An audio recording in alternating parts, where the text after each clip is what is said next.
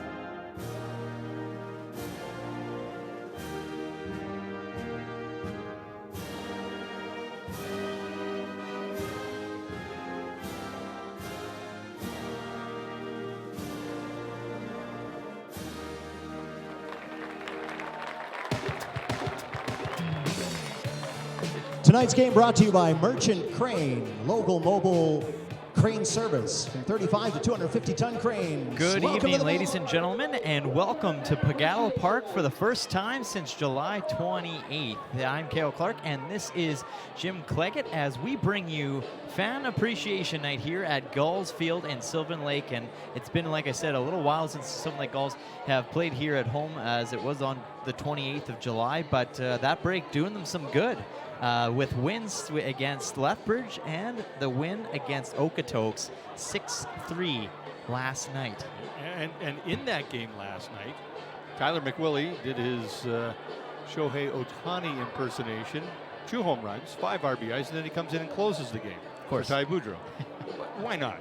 You know, it's just a night's work. Yeah. Well, and he had a heck of a game too here last time we saw him against the Edmonton Prospects as well, 3 for 4 at bat, and 4 RBIs. 4 RBIs as well on the evening. So yeah, that guy's rolling pretty good, and that's a guy that you want to roll pretty good if you're getting close to playoff ball. He is going to be a key piece as we move forward, not only with his bat but with his arm. Yeah. And so he's got both aspects. He's not going to start anymore. At least until the playoffs, but he is going to relieve, and so he's going to be the DH tonight. So it'll be interesting to see what they do with this team from Brooks tonight. And we're definitely going to see a little bit of some change-ups in positions as well, because playoffs, as we know, right around the corner. So we'll give you those positions with Joe Whitbread next, right here. From UTEC, Utah, number 13, Chase Rodriguez. Tonight's designated hitter in the 4th spot from Shorter University in Georgia, number 11, Tyler McWillie. The starting catcher batting 5th from Cal State Bakersfield, number 8, Matthew Curata. In right field from the University of Utah, batting 6th, number 5, Jackson Clement. The first baseman from Parkland Community College in Illinois, number 28, Jaden Lamotte. The third baseman, batting 8th from the College of the Desert, number 40, Jason Leon. The second baseman, batting 9th from Colby College in Kansas. Welcome back from Elnora, Alberta, number 21, Clary Simpson.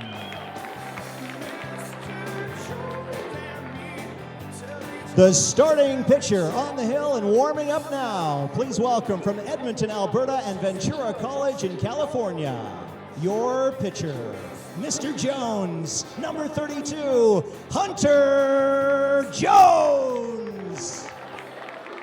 Well, you know, if any group of fans needs an appreciation night, it's this group of fans here at Sylvan Lake, and that's what tonight is here at Gulls Field at Pagattle Park. Jim Cleggett, Cale Clark here, and the Brooks Bombers in town. We're winding down the regular season, so we've got 2 games in a row here against Brooks, and then 2 up in Fort McMurray. It'll be interesting to see what these guys do. And channeling my inner Vin Scully, because the man passed away, the best baseball announcer ever. Time now for Gulls baseball. And there's the first pitch from Hunter Jones as he takes on Drew Mackey, the center fielder for the Brooks Bombers. And I've got lots of Vin Scully tidbits here to sprinkle out through the night. So. Yeah, I love it. I was actually thinking of kind of doing the same thing, just because that's that's a legend in itself that unfortunately the baseball world lost, and obviously deep condolences to that family. He was an amazing individual. And that pitch misses outside. 2-1 the count on Mackey. Lived a full life too. 94 years of age. He got to see a lot of things, didn't he? 25 World Series, 12 All-Star games. Wow. That's pretty good. 3-1 the count there. Hunter Jones on the mound for the Gulls. And he also called Don Larson's perfect game in the World Series. So nobody else is going to do that. No. I can guarantee you that. I don't think there will be another perfect game in a World Series. And Mackey was already halfway, well, not halfway, but he was well out of the batter's box, headed to first base. But home plate umpire Don Buska said, nope, that's a strike. So the count is full now on Drew Mackey. Ryan Nagelbach will be the next batter up, and Matt Wolf, the third baseman, is in the hole. And Hunter Jones comes back from 3-1 count to strike out the leadoff batter for the Brooks Bombers. And I'll try my very, very best, and I'll get it out of the way right now. Brooks Bandits, Brooks Bandits, Brooks Bandits. Okay, I won't say it again tonight. It's tough, yeah, and the Brooks Bandits are one of the better teams in the Junior A Hockey League. So That's right. it's not easy to, because I always do it too, especially being with a little bit of hockey background in the it's not easy. I got it out of the way now. All right, we're good. I'll still say it again. Well, I might say it once too, but at least I won't say it in the first inning here. A strike called on the second baseman, Ryan Nagelbach.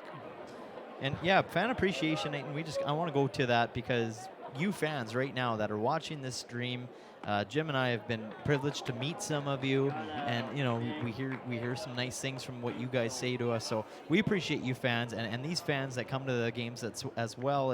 It's all hand in hand, and that just goes to show how tight this league is and how much support that a franchise like Sylvan Lake has been getting since we've opened in last year. So 100%. 0-2 the count on Brian Nagelbach.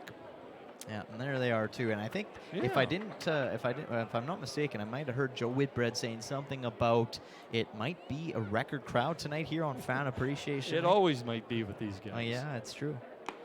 And Jones with a called third strike, so 2 batters up and 2 batters down, courtesy of the K-man over on the dugout behind the first base line. That is Josh Fawcett. And, of course, the backwards K goes up because it was a strikeout looking. There you go. So Hunter Jones off to a good start here against the Bandits. He'll take on the third baseman, Matt Wolf.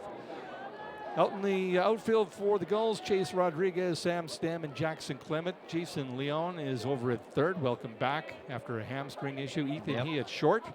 And Clary Simpson also with a hamstring back in the lineup.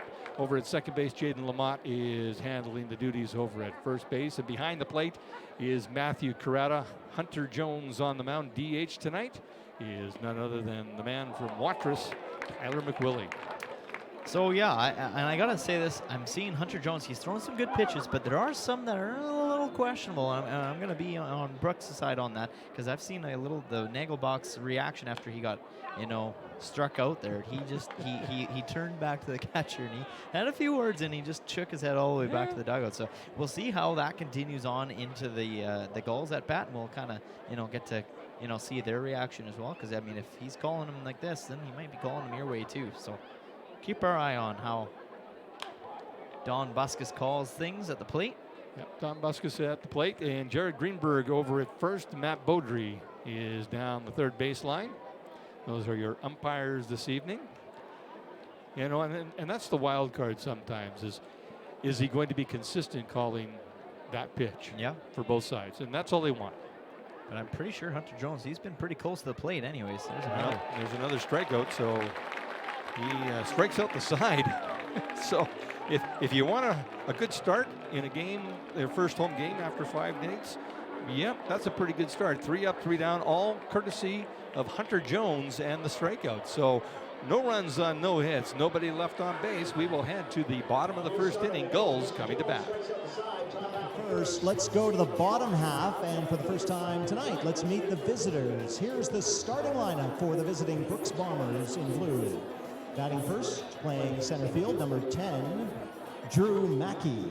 At second base, number 5, Ryan Nagelbach. Batting third, at third base, number 22, Matt Wolf. The starting catcher in the 4th spot is number 3, Jimmy Costin. At shortstop, number 2, Denver Blinn.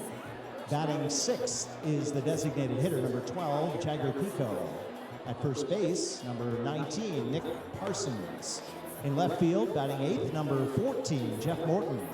And in right field, rounding out the lineup for the Bombers, number 16, Spencer Voisin. The starting pitcher for the visiting Brooks Bombers is number 32, Matt Vasquez. How about a Central Alberta and Sylvan Lake welcome for the visitors, the Brooks Bombers.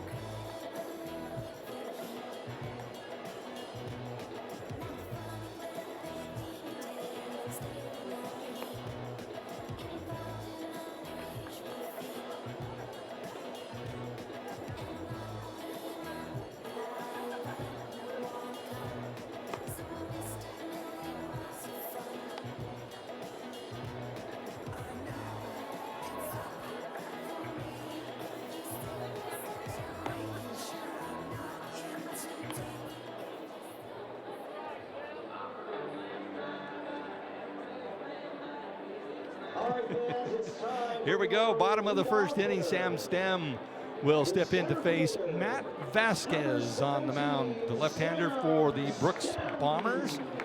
Sam Stem, Ethan He, and Chase Rodriguez are the batters tonight. That'll start things off for the Gulls. A couple of lefties and a righty. Nice. So we'll see what happens here tonight.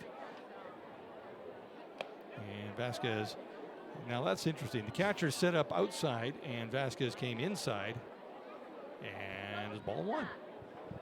And this is another thing that I kind of want to talk to you guys about is the positioning.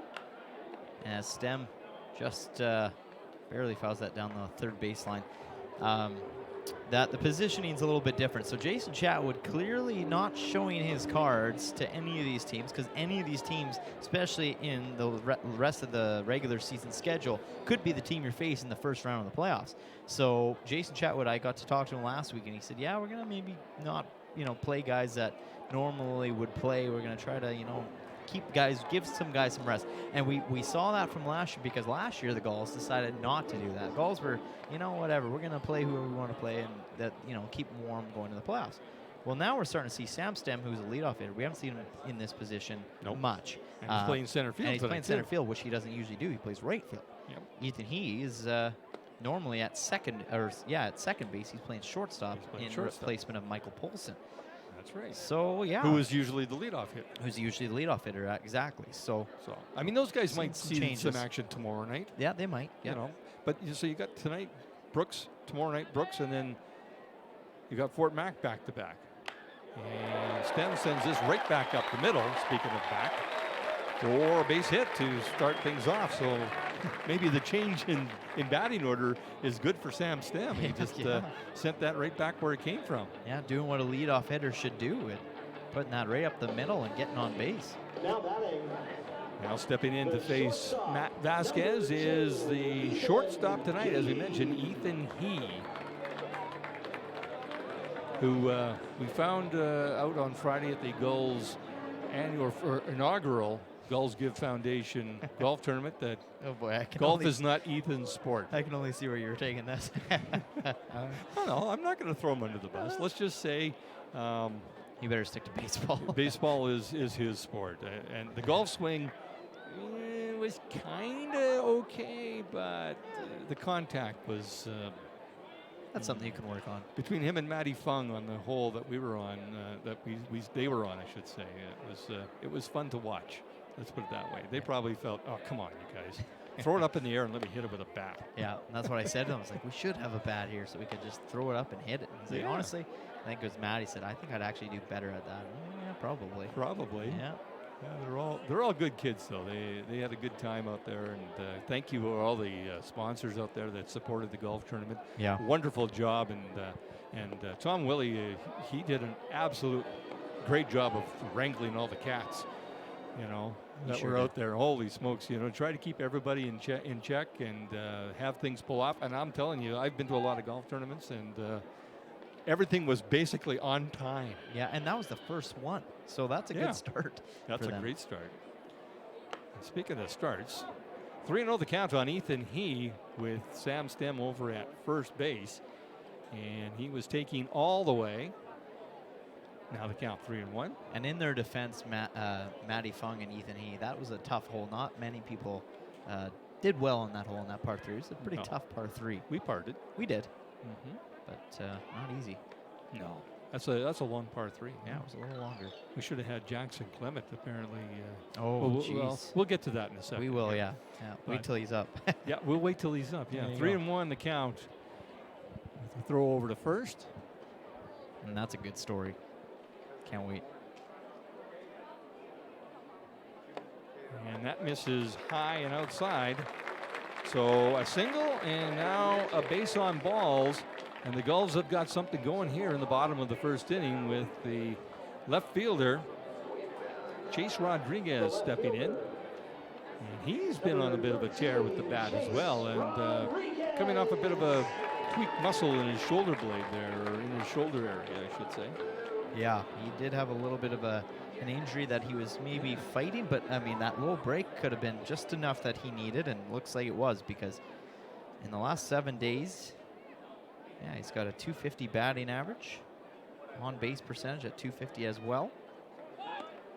He squares the bunt and takes that pitch for a strike. The red hot Tyler McWillie is the man on deck. The man who needs a new pair of cleats.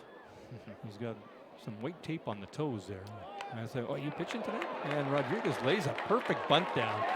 And Matt Vasquez, he fielded it well, but once he got the ball in his hand, he couldn't get Stem over at third. He couldn't get He over at second, and he could not get Rodriguez over at first. So a perfect punt by Chase Rodriguez to advance everybody over.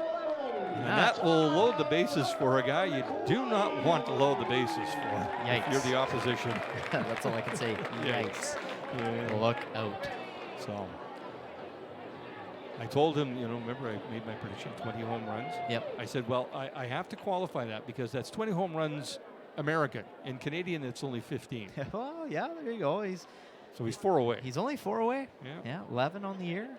And he's been, like you said, red hot lately. 281 batting average, 43 RBIs that he's driven in, and he's had 36 hits on the season as well. And last night, yeah, 2 home runs and 5 RBIs. That's crazy. Wow. And then he came in and closed the game down in a 6-3 win over Okotoks. So you think these boys are ready for playoffs? Yeah, they're heating I up. think so. And he's actually tied with Noah Mensick at home run in the league leading category. He was trying to make it 12 right there. Yeah, he sure was. Yeah. Start with well, that would be unreal. That'd be a good start. But you know what I found out about Tyler McWillie? He was in West Water Park with his girlfriend. They were celebrating their anniversary. Well, I found out that him and his girlfriend's first year anniversary is the same date as me and my girlfriend's first year anniversary this coming Sunday. So I thought that was pretty fun. And Stem is going to try and score from third on the pass ball, and a great play there by Jimmy Costin and Matt Vasquez as they teamed up to get Sam Stem at home plate. A bit of a collision there between Vasquez and Stem, but Jason Chapp was going to come over and ask Don Buskus, so what did you see there? I think the argument that maybe, just maybe, Jason Chatwood might be making is that he got in the way of the runner. Yeah, he was blocking the plate. Yeah. But I don't know that that's allowed in this league. I know it's not allowed at the major league level. You cannot block the plate, catcher, pitcher, doesn't matter.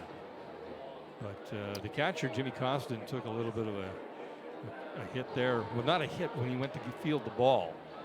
I think he tweaked something. Something tweaked, yeah. His coach came out to see that he's okay. And one thing I have to mention about Jimmy Costin, at least he's got his proper jersey on this time. Last time Brooks was here, he walked up to bat, and I went, and there's number 3, Jimmy Costin. I went, wait a minute, he's wearing 34. That's because he forgot his jersey in Brooks. Classic. Yeah. There you go. We've seen that a few times this year. So 2-1 to count here on Tyler McWillie. Sam Stem gets erased at home plate by the catcher-pitcher duo. And the count now 3-1 on McWillie.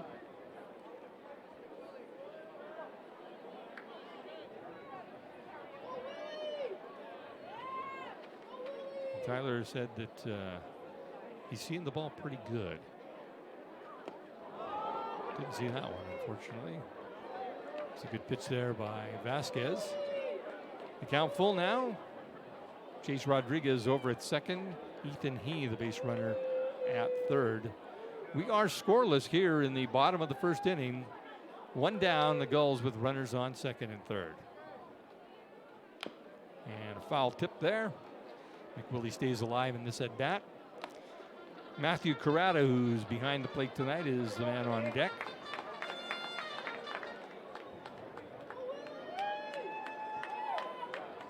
Yeah, crowd cheering McWillie on here on this Wednesday evening. Fan Appreciation Night, Gulls Field. Brooks Bombers, Sylvan Lake Gulls. Beautiful sight. Time called by Tyler McWillie.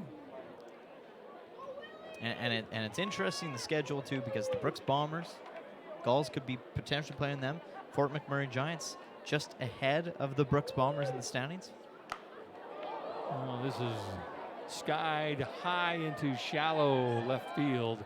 Jeff Morton settles underneath it and makes the catch to retire McWillie, and that will bring up Matthew Carrata.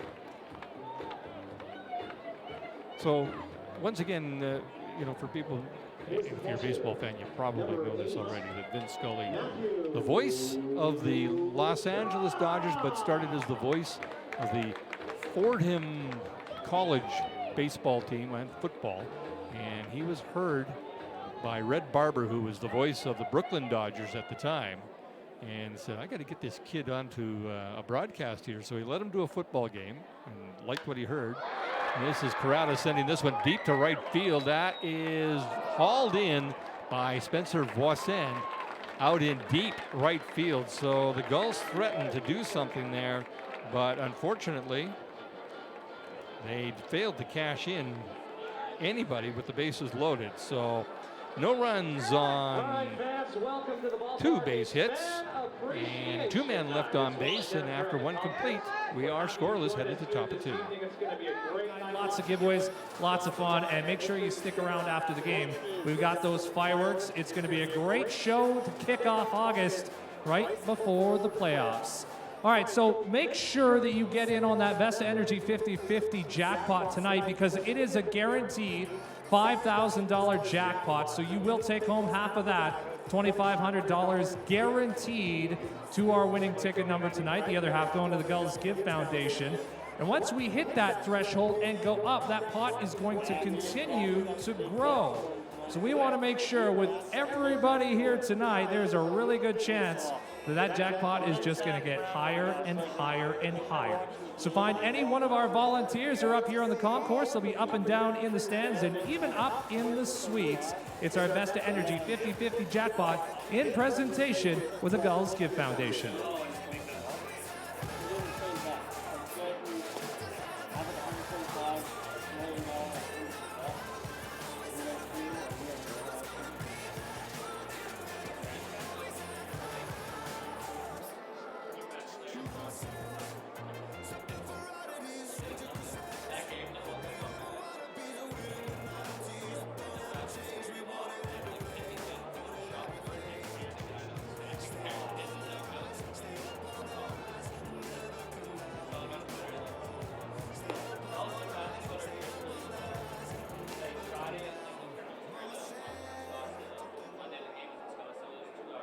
So I'll finish my, as we have a good look at the crowd here and Fan Appreciation Night. The fans, we certainly appreciate you in the stands and you at home watching. So Mr. Scully, 94 years old, 67 years of broadcasting. And he was one of those voices where he could read the phone book, and I would be interested in how he did it. Yeah. Because he would have a story probably about every second name.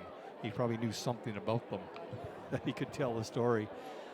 He was an amazing man who, like I say, when they heard this guy, this young redheaded kid doing baseball or football, they said, we got to give him an inning. So Red Barber gave him an inning during a Dodgers game.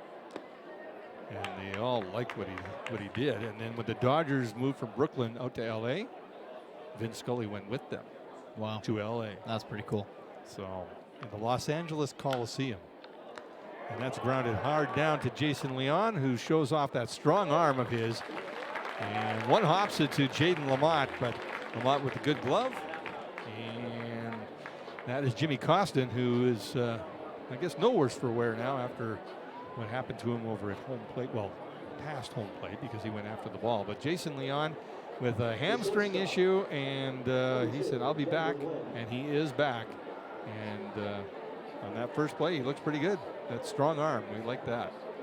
Yeah, before the game too, I could tell you right now he was focused. I kind of tried talking to him, but at the same time, I just let him do his thing because he had his. It looked like he had his head in the game, dialed in. And he's not like he's one of those quiet young men. His first pitch to Denver Blinn, the shortstop, is called strike from Hunter Jones. Yeah, he's a quiet young man, but personable enough. He'll talk to you. Oh yeah. He won't talk your ear off. but I believe he's having fun up here in Sylvan Lake. Yeah, I remember when he had that injury that he thought he was going to be back the next game. Yeah, no. I'm assuming the College of the Desert, he's not taking physiotherapy. No. Let's just say he's a very competitive kid and loves his baseball, and obviously hates to miss any action that he can get. This is grounded over to Ethan. He at short, and he's up with it and not in time to catch the speedy Denver Blinn, who beats that out for a base hit. That'll bring up the designated hitter, Jagger Pico. Yeah, Jagger Pico, obviously, it's the reason why they bring him in. 234 batting average, 26 hits on the season. He's had a lot of at-bats. He's driven in 14 runs. Number 12, Jagger Pico. But going back to your broadcasting, thing with, you just never know who's hearing and who's listening. So you never know, Jim. Maybe Buck Martinez sometime might just give you a call, or you just never know who's listening out there. I think I'm way past that. You're way past that time, that opportunity. That ship is sailed. That's for somebody who's a lot younger than me. That's for sure. Although, one game. That'd be pretty cool. That would be pretty cool. That would be pretty cool. This is sent high out into right field, and almost a great catch there by Jackson Clement. Which probably, maybe it's a good thing that he didn't catch it, because that would have sent Denver Blinn over to second, because there's no way that Clement would have got up in time maybe to make the throw. Although he is a left-hander, so if he had caught it, that would have been an interesting play over there. So 0-2 the count here. And that is just off the fist to Ethan He, an easy play for the shortstop. And just like that, 2 down, and that'll bring up the first baseman, Nick Parsons. So a base runner over at first in the form of Denver Blinn. No score here in the top of the second inning. Here's the first baseman, number 19, Nick Parsons. So here's, when you say things out loud and you write things down, it's something that you want to do, and you try and make it come true. Well, Vin Scully, and that's fouled back out of play. When he was, I think, in 8 years old, going to a Catholic school down in the Bronx, and he wrote a composition for the Nuns saying he wanted to be a sportscaster at 8 years old. Wow. So he knew where his destiny lay. And Hunter Jones knew where that pitch was going to end up, and that is a called strike. 0-2 the count on Nick Parsons. Now, can you imagine being called up to the Dodgers and you're given 1 inning to show yourself, to show what you're capable of doing? The nerves and just how and to not crack under pressure and things like that. Now that's what drives guys like that apart from the rest, right? 100%. And I don't know, but I almost can guarantee that he was not nervous. No, probably not. For him, it was natural. Like, this is what he wanted to do, and this is when I'm going to do it now. Yep. So this is grounded down to Leon over at third.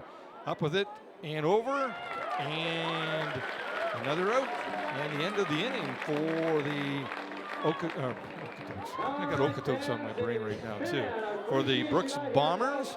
So no runs on 1 hit, 1 man left on base. And after 1.5, we are scoreless with the Gulls coming to bat in the bottom of the second.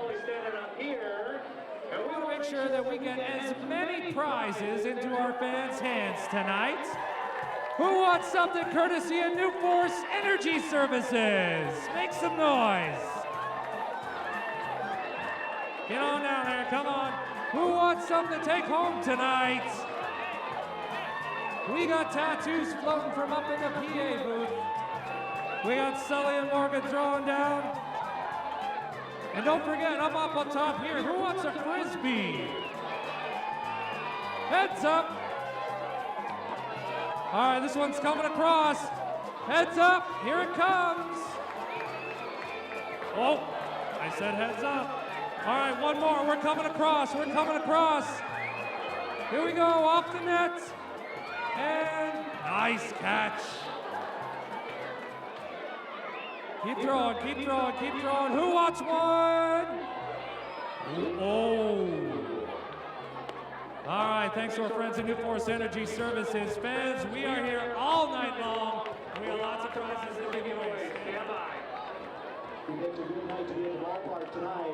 It's brought to you by Merchant Crane, a local mobile crane service in Sylvan Lake. Recently, Merchant Crane volunteered to build the new fire. Bottom of the second inning here at Gulls Field at Pagano Park. Jim Claggett, Gail Clark here on Home Team Live. Jackson Clement steps in, and talking to Jackson before the game, his first hole in one today over at Meadowlands Golf Course just down the road here on Highway 11. Outstanding. And he 160-yard par 3, and he hit a pitching wedge. Yeah, what a show off.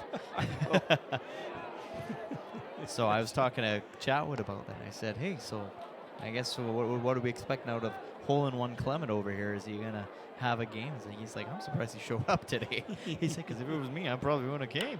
And he hits this down into the gap into right center, and one hop off the fence. Jackson Clement digging hard for second, and he is going to try for third now. And I think he's going to make it. A head first slide, stays on the base. And Matt Vasquez, smart play by the pitcher for the Bombers, covering behind third. And he kept Jackson Clement from turning that into a home run. Do you think he's having himself a day today? I think he is. I think so. I was kind of saying to that chat, I think he might just have a good at bat today too, because if he gets one low and inside, it might just be a nice golf swing out of it. You might just see something. Oh yeah. But I thought it was pretty funny just to. I talked to him before the game. He didn't mention it once. No. And then you said it to me, and of course I had to go back to him. Like, really, man? You didn't want? He said, well, I didn't want to. I don't want to brag about it. You got it well. Oh, what, that's man? a hole-in-one. You got to talk about Like it. that. Some people never get that in their lifetime. And he's like, yeah, I never thought I was going to get one in my lifetime, to be honest with you. But that's pretty cool. Good for him. Jaden Lamont stepping in to face Matt Vasquez. So Clement, and I talked to him, like I say, before the game, and he said, yeah, he says, I hit it. We didn't see it go in, so we started looking for it. And we looked in behind the green, and then we walked over the pole, and lo and behold, there it was. And Lamont grounds this down to third, and the Gulls cash in their first run of the night, courtesy of a sacrifice by Jaden Lamont. So a 1-0 lead here for the Sylvan Lake Gulls. This will bring up the third baseman, Jason Leon. It's been a while since we've seen him, but we know this young man has got some baseball skills. Oh, sends this out into deep center field. Drew Mackey is on back and watches that bounce off the base of the fence, and Leon was going to try for third. Maybe the hamstring needs a little rest right now. Yeah. Don't push that too hard. Learned a little bit from his first at bat, or one of his first games as a goal, eh? Yeah, a stand-up Let's not double. overdo it. Yeah, no, that's right. You gotta worry about that stuff. Speaking of hamstrings, here comes another young man with a hamstring issue, and Clary Simpson. And I asked him how things felt. He says, the first time that I kind of started to run with it, I swung it back. He says, it was in the back of his head, but he says, since then, nope. He says, I'm all good. Don't even think about it. Until I brought it up, and then he says, now I'm going to think about it a little bit. So I apologize for bringing it up. Yeah, the Elnora native. Good to see him here. A lot of fans, and I love the fans, the way they react when Joe Whitbread on the public address announcer, the system there, says from Elnora, Alberta, everybody just goes, oh, it's a local kid, Small town from my neck of the woods, just about 30 minutes south of us. 1-1 the count here on Clary Simpson. Now it's 1-2 as he fouls that off. So here's okay. I'm going to try and get all the Vin Scully stuff out early so people can watch the game. But when he did the game in the LA Coliseum, people wanted to listen to him. So there was people in the stadium with radios to listen to Vin Scully. They're watching the game, but they're listening to Vin Scully. That's how popular he was, and that's how good he was. And he actually, there were so many radios in there, he actually had to go on the air and say, people, if you have a radio in the stands, please turn them down. We're getting feedback. Wow. So that is just, that is a measure of how this man impacted baseball. And Clary Simpson taking a big cut at that one, and a strikeout there for Matt Vasquez. The second out of the inning, we're back to the top of the order. Sam Stem, who started things off with a single in the top of the first. So, but that goes to show, and that wasn't back when we have AirPods, to remember, folks. This is like radios playing out loud. They didn't have headphones that they could just plug in. It was, you were at the game, you had to like kind of hold this brick in your hand to listen to. And it was big, a big brick. Yeah. And they did have video of it. And they showed all these people. And you could see in the video, there was probably, in the one shot, you probably maybe had 50 people in the shot, and about 20 of them had radios. Wow, almost 50% of them. So wow. It was amazing. That's crazy. And I did not know they played in the LA Coliseum. So Sam Stem rips this hard down and fair down the first base line. And he is going to have himself a stand-up double. So Sam Stem, with a stand-up double, knocks in Jason Leon, and the Gulls now with a 2-0 lead over the Brooks Bombers. And Ethan, he will step in to face Matt Vasquez with 2 down here in the bottom of the second inning. Not a lot of action going on in the Brooks Bombers bullpen by any means. A little bit now, starting to see some stretches and things like that going on, but we'll keep our eye on that as we go along in the inning. And this is a tough stretch here with these 4 games here for the Sylvan Lake Gulls, in my opinion. That off the foot of the catcher, Jimmy Costin, so Stem will make his way over to third base. Because, the Gulls have already clinched a playoff spot. They already know that they're going to host a playoff series. So, you want to make sure nobody gets hurt, but you want to make sure guys stay sharp. So they've got to balance everything. Whereas Brooks can go from 4th place to 3rd place just like that, sweeping this series and then winning their last 2 games.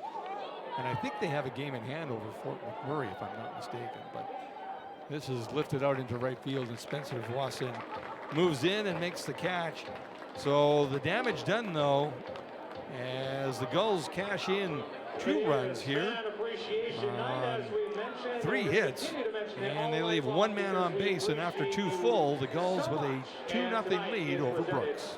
By Marshawn Crane, and we're thankful for their support here as well this evening. All right, it's time to do another giveaway. It's Wally Morgan down here in RF1, and we've got a special contestant tonight. Who do we have with us tonight? All right, Joyce, we're going to play a little game called This or That.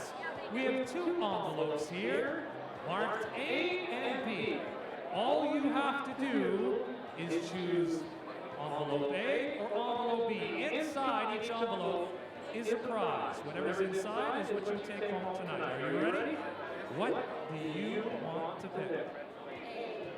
She said A. All right, here's A. Now hold on, before we go, what is in envelope number B? What would you have won? A can of tuna.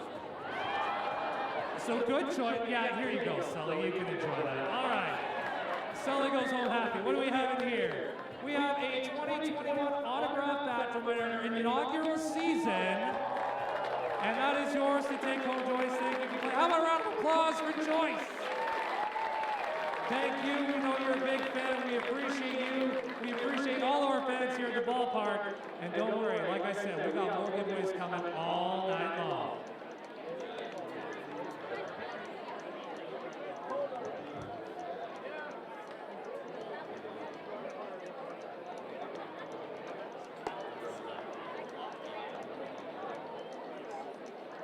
Hunter Jones on the mound here as we start the 3rd inning at Gulls Field up at Gattle Park. The Gulls with a 2-0 edge over the visiting Brooks Bombers. And coming to bat is the left fielder, Jeff Morton. Now batting for the Brooks Bombers. He'll be followed by the right fielder, Spencer Voisin, and then back to the top of the order with the center fielder, Drew Mackey. So it's all outfield top of the third inning for the Bombers. And Hunter Jones starts Morton off with a pitch outside for ball one. And comes inside from that outside pitch for strike one. Yeah, nice fastball there too, as he kind of looked like he might have threw another off speed, and then he comes in with a quick one, and there's two quick ones down and away. Hunter Jones has been a pleasant surprise, I think, and maybe not surprise is the wrong word, a pleasant addition to the Sylvan Lake Gulls team. Young man from Edmonton, Alberta. Well, it's one of those things, I think, too, because we know that there's so many good pitchers on this team that we were thinking to ourselves, there can't be another one out there. You already got 4 or 5 really good starters. What are the odds that you got a solid 6 or so? That's not common, I don't think, for any team in this league. And Hunter Jones is right there is a good proof to show that Gulls have unreal pitching this year, and it just continues. With every pitcher you throw in there, you're going to get a good game. Yeah, absolutely. And that's his 4th strikeout on the night, and we're only in the 3rd inning here. So, most Major League Baseball teams with like 6 no doubt quality starters. And that's just a number that popped in my head, but I'm pretty sure that's pretty close to being accurate to say that we have at least 6 good pitchers that are starters. Well, you got Stephen Hospital, you got Ty Boudreau, you got Josh Tucker, you got Tyler McWillie, you got Ryan Cross, and now you got Hunter Jones. And we're missing. And Logan Moser had to go back down to Colorado. Had to go home. Jack Shark also leaving on Monday, so he's not a pitcher, but no, he's a valuable member of this team. And quickly, 1-2 the count here on Spencer Voisin. So, and then you got Ryan Redeman, you got Jared Arnold in the bullpen, and another strikeout back-to-back for Hunter Jones, who is dialed in right now against the Brooks Bombers. Yeah, is he ever? And that's what we saw, maybe not last game. We saw he had a little bit of a struggle in the last start that he had. However, the game here at home, anyways, the game before that, that's how we knew Hunter Jones, because he started good and he finished good. He was just on his game. When he's on his game that he's throwing strikes, and he's all around the plate here tonight. He sure is. He starts Drew Mackey off with a strike here. We also got to mention Tyler Hampu, who busts the radar gun at about 96, 97 sometimes. We saw 99 one time. Oh my goodness! So if you're an opposition player, you're not going to get an easy night. Ryan Redeman is another one out there. Jake Finkelstein. There really is nothing weak about this pitching staff that the Gulls have, and Matt Hape has got to be just happy as a pig in mud right now, because who do I put out there? Well, geez, that's the hard part. Who do I put out there? It's not like, I got to put somebody out there that's going to perform. No, they all do. Yeah. Talk about trying to hide your pitchers. Well, you got choices. Which ones do you want to hide? Well, a single there by Drew Mackey keeps the inning alive. This will bring up Ryan Nagelbach, who was the 2nd strikeout victim of the night for Hunter Jones.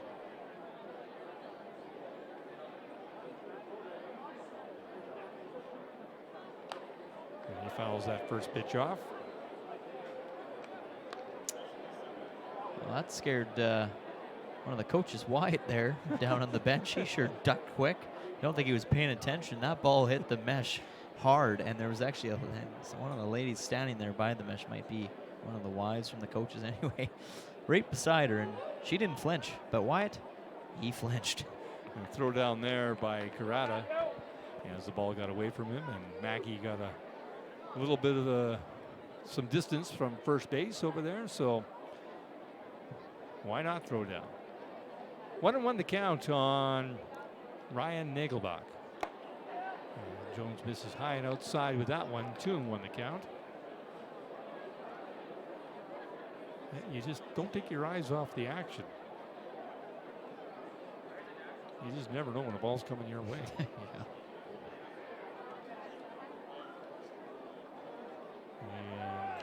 And Mackey is taking off, and Nagelbach fouls this out of play. Ooh, into the stands. One gentleman made a valiant effort to get the ball, and then he gives it to a young fan behind him.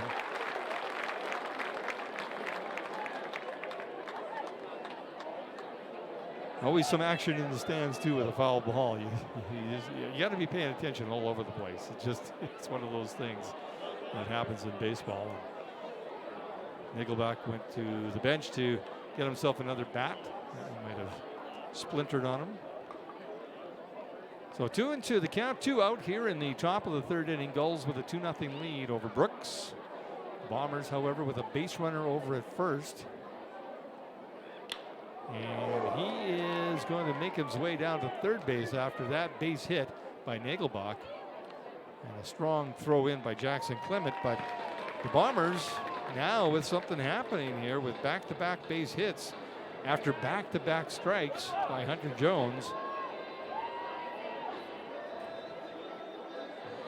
Yeah, so that'll just kind of draw Matthew Carrata coming up to the mound to chat with Hunter Jones and even Ethan. He had a little something to say to him. This is the third baseman, Matt Wolf, who was a strikeout victim back in the first inning.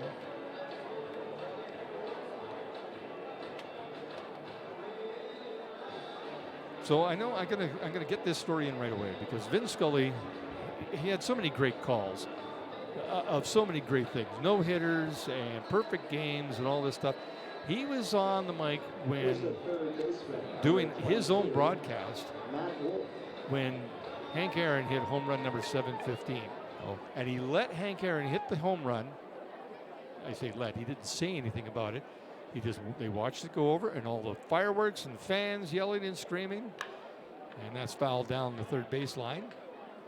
The count 0-1 on Matt Wolf. And after about 2 minutes, he came back on and I can't quote it exactly, but it was something along the lines of, what a wonderful sight to see a black man in the southern part of the United States getting a standing ovation from the fans. Wow. And if that wasn't a social commentary back in 1973, I guess it was. Yeah. I mean, it was just a and that's how he was. It wasn't just baseball. He knew about the human nature of things. He understood people, and to have that working for you is a wonderful thing. And this is Cleary Simpson coming all the way from second base. So that hamstring obviously is not hurting him. He's going, whew, okay, I got that. I wasn't sure, but I got that. So great wheels there by the young man from Elnora. He helps out his pitcher, Hunter Jones, and gets a fist bump from him. So Cleary Simpson looks to be in good health. And let me look here. Well, I thought maybe he was leading off the next inning, because usually when a guy makes a good play, he leads off the inning. But after 3.5 or 2.5, the Gulls holding on to a 2-0 lead. They come to bat in the bottom of 3. There's going to be a ball underneath one of these helmets, and you've got to follow that ball and tell me where it ends up. You think you can do that? All right, she is confident. She is 10 and ready to take on the roll. All right, here we go. It's going to shuffle around as it says in the name. Special thanks to our friends, Settler Homes, for setting us up. All right. Now is it under helmet number 1, 2, or 3? The crowd says, what do you think? She says 1. Let's see it under helmet number 1. And there it is. Happy birthday, Isabella. We've got a gift card for you, courtesy of the Gulls gift. Where are we at? The Gulls store. How about that little birthday present? How about a round of applause for Isabella on her 10th birthday here tonight?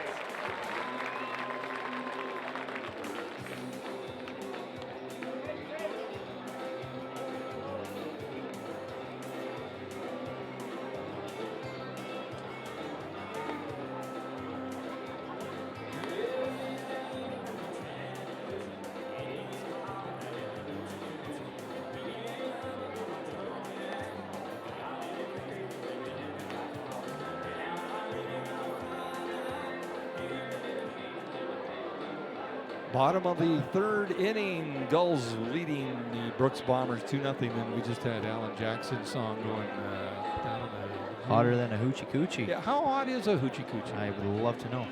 Like What is it? 25 Celsius? I have no idea. Is it Fahrenheit? What is it?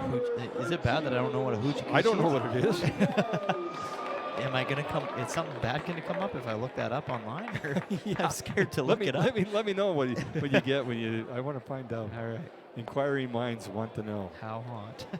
How hot is a hootie? I don't even know how to spell this thing. Hoochie, H-O-O-C-H-I, and then K-O-O-C-H-I. I'm just winging it though. Hoochie. Oh no. H-O-O-C-H-I-E. C-O-O-C-H-I-E. Oh, there's a C, not a K. Okay. Hoochie coochie. Wikipedia. Gotta love it. What is a hoochie coochie? Chase Rodriguez, by the way, is the batter here as we get sidetracked. And 2-1 the count now on Rodriguez, who singled back in the bottom of the first inning. I don't even want to tell you. Oh, no. Okay, so it's one of those, this Well, is an off-air discussion, is what we're saying? I don't think it. I think you can kind of say it on air. Anyway, let's just say it's a catch-all term to describe several sexually belly dance-like dances from the mid to late 1800s. What? So So, it's not a physical temperature.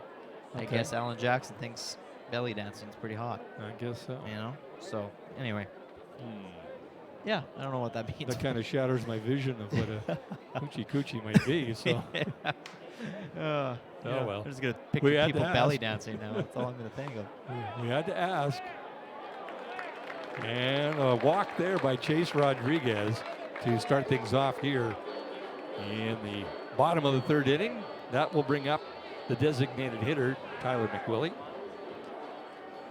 Now batting for the Gulls. You know what? That's probably we could probably go down to the dugout and ask each one of those guys, hey, anybody here know what a hoochie coochie is?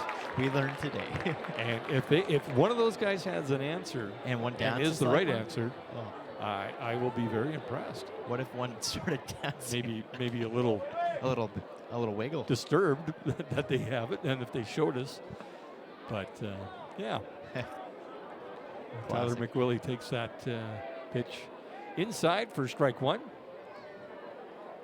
Well, inquiring minds want to know, and sometimes we probably shouldn't ask. But I had to go. I had to ask. Matt Vasquez on the mound for the Bombers, and the 0-1 pitch misses outside to even the count at 1-1. Chase Rodriguez, the base runner, over at first. McWillie, his home runs match the number on the back of his jersey, 11. I think he needs to write home to mom and dad, though, and say, hey, can you send me some new baseball cleats? Is that right one is... I told him, he said, you got like cloth tape on there. Dude, duct tape. Oh. Everything is duct tape. Yeah, they're farmers. You know, like they're gonna use them well. And that is grounded just foul down the third baseline. My goodness, I'm sure some farm machinery is held together with some duct tape somewhere. There's something to be said with old machinery working best, and that's just a farmer mentality. I'm thinking maybe old shoes still work the best and outlive the newer brands, whatnot. But yeah, a little duct tape, I love it. Probably some superstition involved. There could be a little bit, but yeah, Tyler McWillie, I believe his league leading last year was 7 or 8 with Kyle Frelick, but it was a lot smaller of a year, a smaller season, baseball season. 28 games, I think, So last year. he's picked up from where he was last year. He's on pace, and he's hitting just as well as he did last year, I would say. There goes Mike Polson sprinting down, or is that Prediger? That looks like Prediger. Maybe Probably Prediger longer sprinting flow. down there. Yeah, he's got the flow. Oh, is that how you tell them apart? That's kind of how I can go. Yeah. They kind of look the same. They We've talked do about look this a lot before. alike, They don't could be they? brothers. Yeah. They're both really hilarious. And Rodriguez taking off for second, and he slides, and he is safe. A stolen base for Chase Rodriguez to put himself into scoring position with Tyler McWillie at the plate. The count 2-2, or full count now on McWillie. Yeah, those guys got a lot of personality on them, don't they? They could share some and still have an over-the-top personality, those two. Good bunch of people, though. Oh, yeah. And the fans, even though it's fan appreciation, they appreciate these kids. And that is fouled in down behind the first baseline. And That got a guy right on the noggin. I Did think it? his his buddy ouch. tried covering his head with his hands, and I think it went through his hands and hit him right on the noggin. That's what it looked like to me. If you're And going to then catch it, They're looking catch over it, at each man. other like, you all right? Well, all he was doing was kind of doing the brace for impact, hands kind of up in the air. Meanwhile, Buddy was over his head trying to catch it, and it still bounced off of his head, I think. Maybe it bounced off the guy's hands, but Well, maybe. And McWillie sends another one. look out. This one's out of the park this time, Yeah, that's good. into the parking lot. That'll send a group of kids out to run. There's already a couple already out there, so these kids that just left, they're not going to get that ball. You can get your playoff tickets, by the way, if there's still available tickets for August 8th, the first home game for the Sylvan Lake Gulls in the 2022 WCBL playoffs. Grab them, I believe, just on sylvanlakegulls.com, if I'm not mistaken. I don't think you are. So go check it out. We'd love to have you here, as it is Fan Appreciation Night here. We appreciate you watching at home, but we'd also appreciate if you can come here and actually watch a game live. It's just something else. That misses outside for ball 4, and Tyler McWillie draws a walk. So the first two batters the Gulls send up to the plate get on base, and that'll prompt a visit from the Bombers coach to talk with their starter, Matt Vasquez. And we got anybody coming in from the bullpen? Nope, nobody's warming up either. Well, number 23 now. Yeah. Let's see if I can quickly find his name. Dustin Davidson. Dustin Davidson, there, good job, man. He is starting to warm up, so that might be the player that comes in next, or it could be. You see number 21 also in the bullpen. You got a name for me? I do. Kyle Brentsuski. Okay, there we go. So we got a couple of guys warming up. Nothing going on in the Gulls bullpen. Actually, it might be Keel. Sorry, I do remember. I remember going through the coaches on the pronunciation. While last time we played the Brooks Bombers here. Okay. It might be Keel if I'm. I want to say it's Keel. Well, let's go with that. Brentsuski. Matthew Carrata steps in. He flew out deep to right field to end the first inning. The Gulls now with base runners on first and second. Nobody down, and Vasquez catches the corner there for strike one.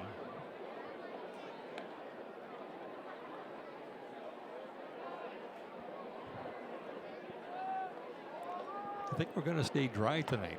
I hope so. It's I hope you're right. It's overcast. There's some breaks in the clouds. It looks like there might be some rain way up in the a couple hours away from us out in the west. Yeah.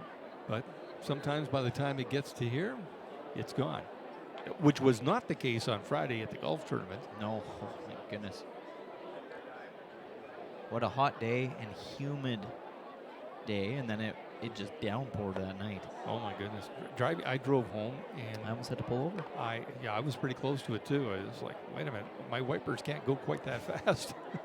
They can't keep up with the amount of water coming down. And then of course Monday we had the massive hailstorm here. There was pictures of some of those hailstones as big as a baseball. Yeah. If not bigger. Yeah, there's all sorts of different sizes. Pool, 8-ball on a pool table. Yeah. The size of one of those. It was a violent storm. A lot of windows smashed out on cars along the QE2 here. Yeah, felt bad for those guys. Parada takes a cut at that pitch, and he will sit down after striking out. The first out of the inning here in the bottom of the third. Gulls with a 2-0 lead. And the ace, Jackson Ace Clement. Nice nickname. I like that. There you go. That's a sticker. And he said he didn't even have to buy a lot of drinks because it was early in the morning and there wasn't a lot of people in the clubhouse. So he got away with that one too. He sends this down to second base. And over to first, they turn the double to get out of the inning. So the first two men get on base for the Sylvan Lake Gulls, but a double play ball by Jackson Clement erases both of those runners, or at least keeps them from scoring. And we will head to the top of the fourth inning with Sylvan leading 2-0. We appreciate all of our sponsors, but we appreciate you too. We've never done this before, but on the field, behind the plate, we've asked all the players what they want to do for you. And they came up with this. They want to say thank you to you. Ladies and gentlemen, on behalf of everyone on the field, including our coaching staff and every player in uniform, they want to say thank you, fans in Central Alberta, from your Sylvan Lake Gulls.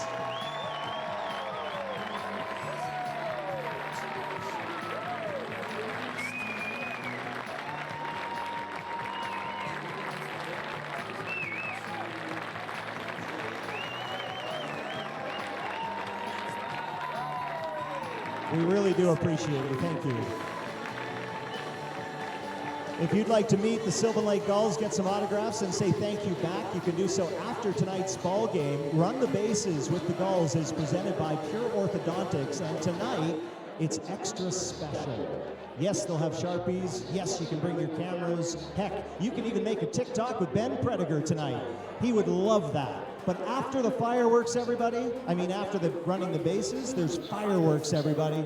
We've got fireworks at the ballpark for the first time this season. We hope you'll stick around, have a beverage or two, and enjoy it with your family and friends, whether it's on the field or off. On behalf of the players, the coaching staff, and everyone behind the Gulls organization, please stick around. Fireworks night. It's Fan Appreciation Night, brought to you by Marshawn Crane.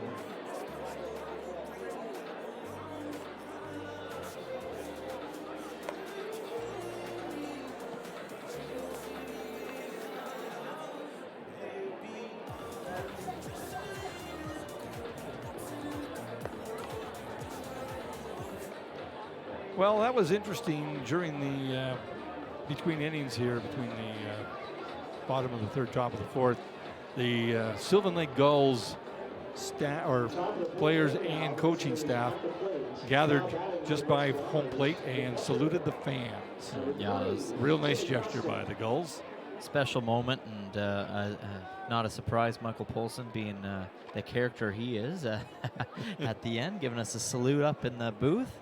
Yeah, that was nice of him. Thanks, Mike. Much appreciated. Yeah. And the fans really appreciated that. So everybody's appreciating everybody. Yeah, and fireworks tonight too, as Joe Whitbread announced that if you stay, that's another reason why I hope this weather holds for the Sylvan Lake Gulls, because I'm sure the fans are going to want it to see some fireworks light up the sky tonight. I want to see some fireworks on the diamond first, I think. Well, there you go, yeah. But we got 5 Ks from Hunter Jones on the mound. He misses high with that one to the catcher, Jimmy Costin. Grounded out to third, back in the second inning. And he hits that back against the screen. The count now 2-2 on Costin.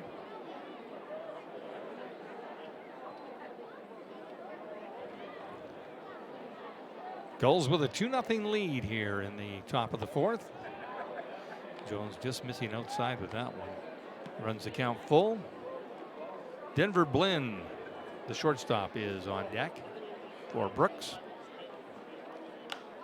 And Costin lifts this up. Ethan, he has a beat on it in shallow left field. Makes the catch and records the first out of the inning. Well, it wouldn't be appropriate if we didn't do this on Fan Appreciation Night, Jim, but I think we got to do our fan guess, our attendance, our guessing on the attendance is what I'm trying to say. Okay. So I knew where you were going. if it may be a record-breaking night, what are we thinking here? What do you have any number in mind? Do you need a couple I'll times? go first. Okay. 1653. Okay. I'm going to go out on a limb here, and I'm going to say 1682. Okay, 1682. And I'm sure our fine gentleman down in the booth in the truck there, Calvin Bellows, and probably Blake, his son. They probably have a guess as well.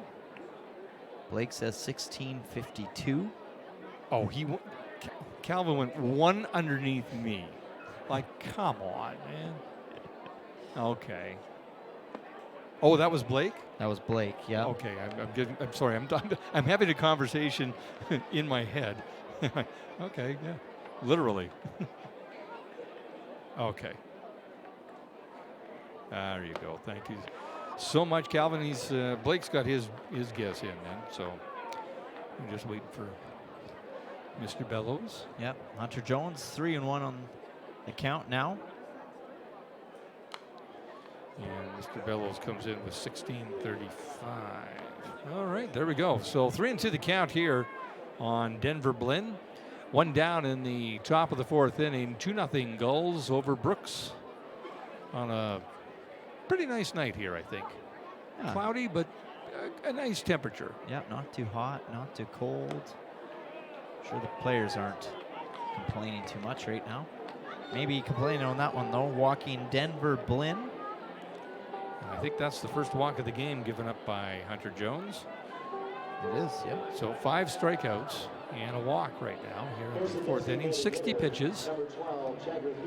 And this will bring the designated hitter, Jagger Pico, to the plate. He popped up to shortstop, Ethan He, back in the second inning.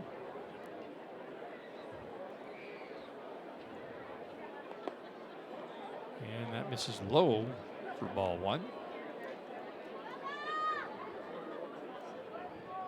Don Buskus behind the plate for the umpires tonight.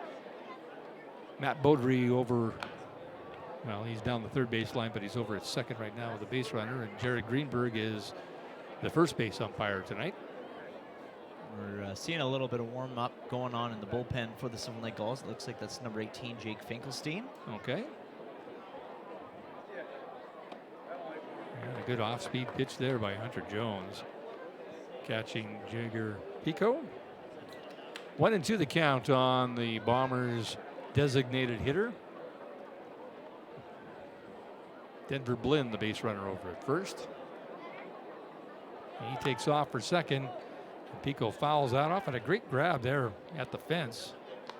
I'm not sure who that was, but that was pretty good. It's Ryan Cross. It was Ryan Cross. There you go. Good eye. I think he's getting a couple chirps right now. Don't hurt your hand. It's your throwing hand. That is his throwing hand, too, his left hand. Yeah, he is a lefty. He has confidence in his skills.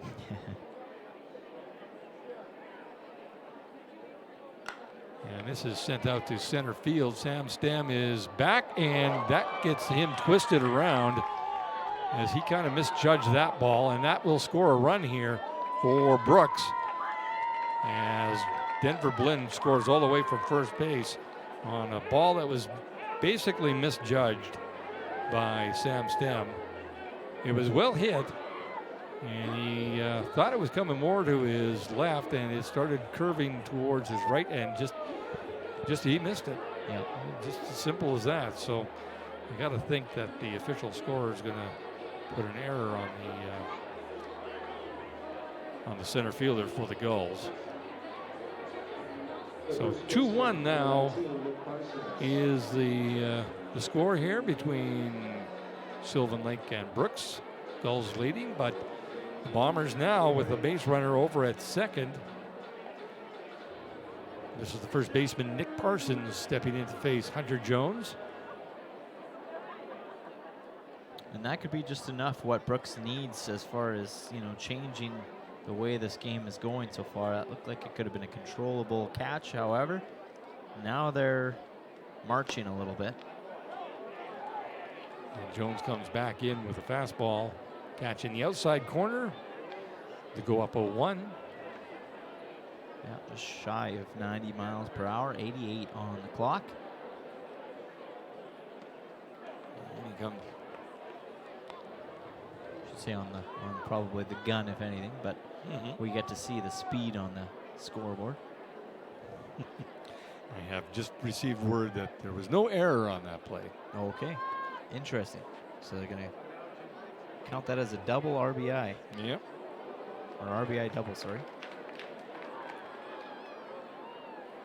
1-2 the count here on Nick Parsons.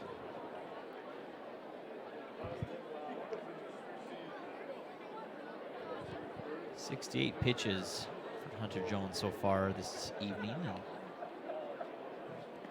and honestly, so far this inning's definitely not been on Hunter Jones' performance by any means. He bounces that one in for a ball. 2-2 the count on Parsons.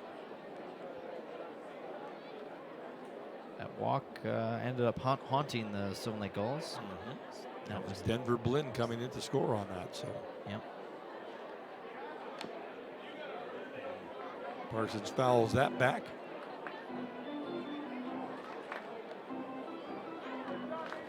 Other than the Silver Lake Gulls bullpen, though, it's pretty chill right now. And Brooks' bullpen as well. Jake Finkelstein continues to warm up for the Silver Lake Gulls.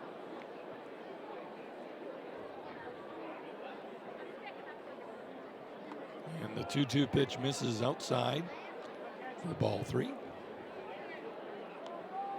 Runner at second, and that is Jagger Pico, the designated hitter, with the, as we were told, RBI double. No error. Sam Stem, I mean, it was a well-hit ball to deep center field. Sam Stem realized that he had to run back for it a little more than he thought maybe originally, and it kind of turned him around too, as it was behind him. And Matthew Carrata takes that off the hand.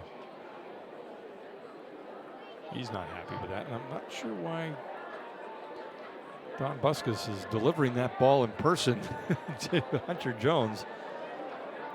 Probably want to go for a walk.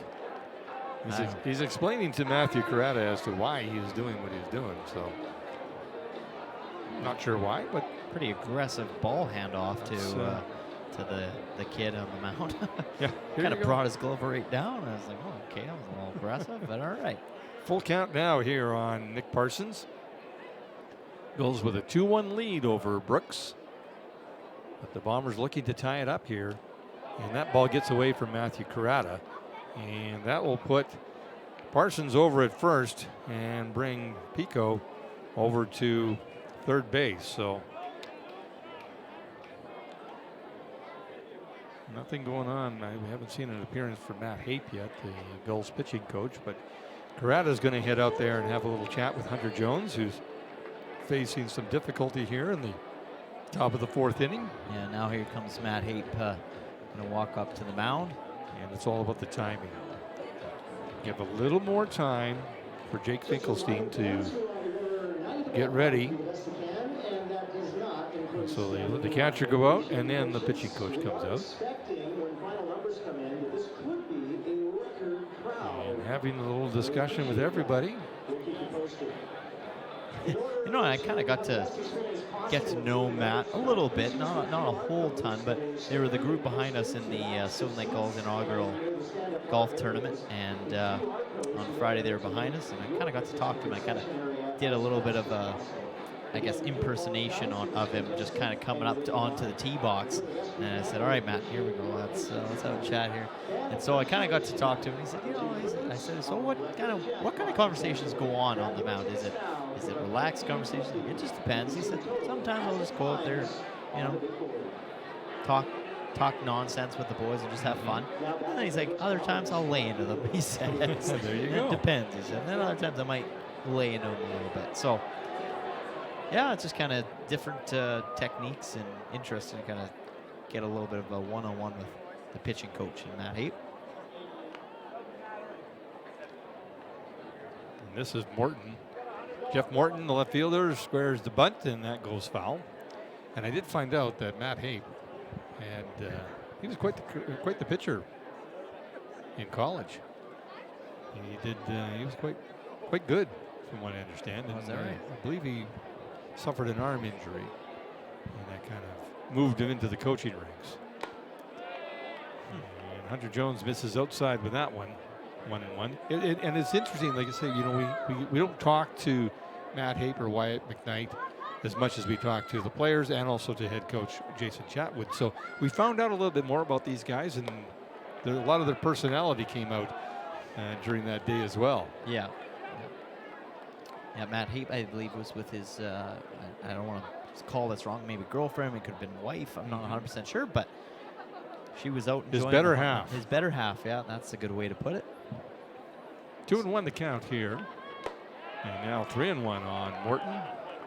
So Hunter Jones in danger of loading the bases here with a walk. And I believe Jake Finkelstein is ready to come in if need be. And Jones having a little bit of a problem here right now. 77 pitches on the night here in the top of the 4th inning. And sure enough, there's the walk that loads the bases. So back-to-back walks here for Hunter Jones. And this will be the right fielder, Spencer Voisin. Here's the right fielder, number 16, Spencer Voisin.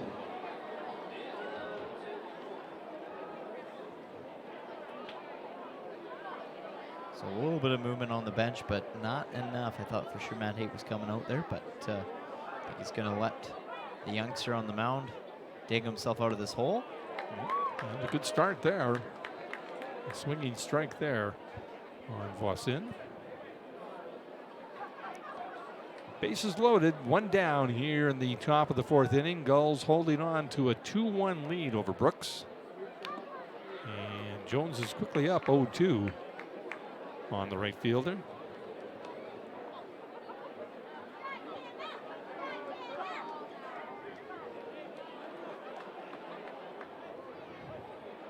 And a crowd of about 1,653 out there. Yeah, see if you're right.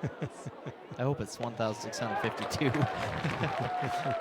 And Hunter Jones comes back and battles 3 pitches, 3 strikes, and he sends the right fielder Spencer Voisin back to the bench, and that'll bring the top of the order here, Drew Mackey. And that's a big sigh of relief with bases loaded.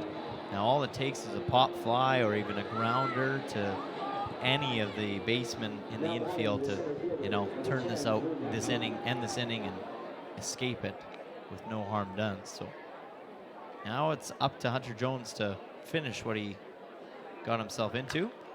And that is a line shot down to Jaden Lamont, and that will end the inning for the Brooks Bombers. But they do score the 1 run, and only 1 hit in that inning, scoring that run. That was the double by Jagger Pico. So I like the fact that Matt Hape let Hunter Jones finish that inning off. Didn't pull him out in the middle of it. So we are through 3.5. The Gulls holding on to that 2-1 edge over Brooks. They come to bat in the bottom of the 4th.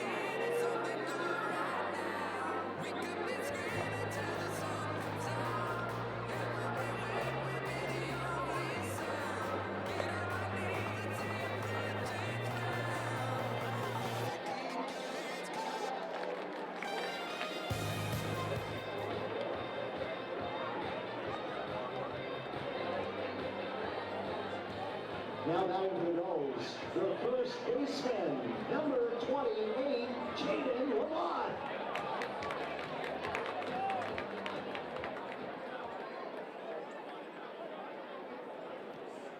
Jaden Lamont will lead things off here in the bottom of the fourth after making the stab at that line drive hit right at him by Drew Mackey, ending the top of the fourth inning.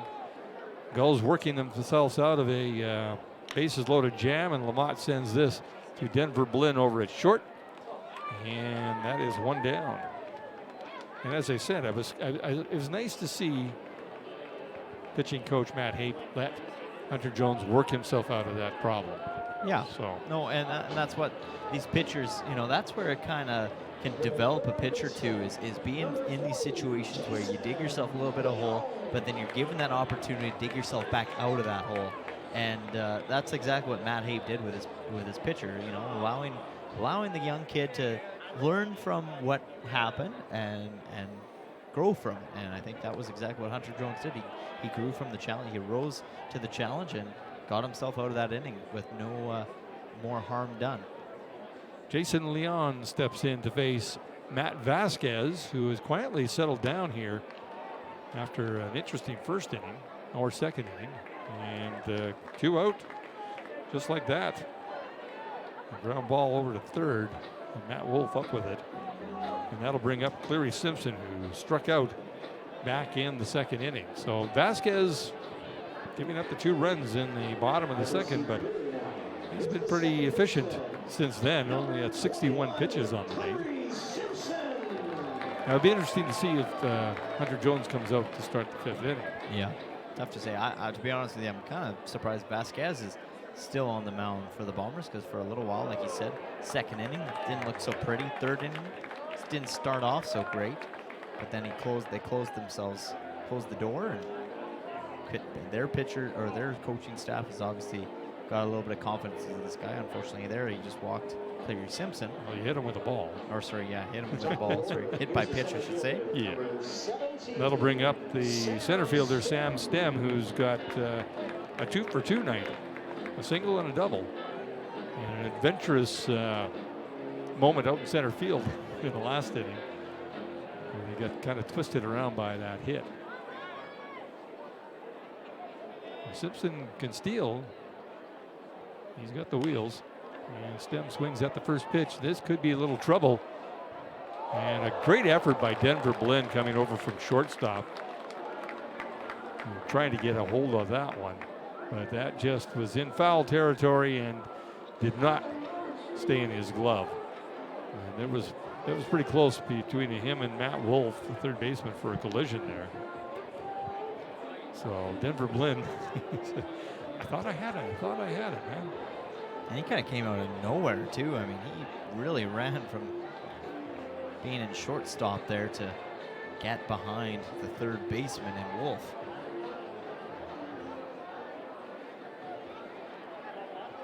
So 0-1 the count on Sam Stem. And that misses high for a ball. Cleary Simpson over at first base. Ethan He, the batter, on deck. When I actually asked Sam Stem about that little wiggle, he said it's just natural. He said I've done it since I was a younger kid, and and he said I can't change it. He said it's just something that's a habit for me now, and it's my little thing. Yep. Gets him a little loose before he steps in the batter's box. That's not a hoochie coochie, is it? That's not a hoochie coochie. Okay. No, just checking. I don't think so. That's the wiggle. Oh boy. 3-1 the count. People are sitting at home watching this thinking, what are those guys doing? Like, seriously. I think we missed the broadcast because it's been a little while. It's been 5 days for it's crying been out a little loud. while. Come on. Yeah. Got a little too much to talk about, I guess, tonight. And Sam Stem draws a walk. So now the Gulls, with 2 down, now have runners on first and second. With Ethan He, who walked in the first inning and then flew out to right field in the second. 5 hits on the night for the Sylvan Lake Gulls, 4 for the Brooks Bombers. Gulls, however, with a 2-1 lead here in the bottom of the 4th inning.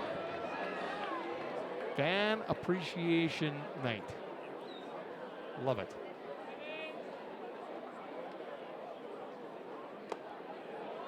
Vasquez comes in with a little off-speed pitch for Ethan He for strike one.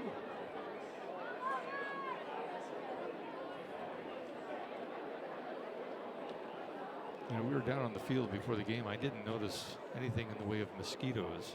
Did you? One thing I have noticed, that throw goes past the plate and past everybody. So that'll advance the runners at first and second to now third and second.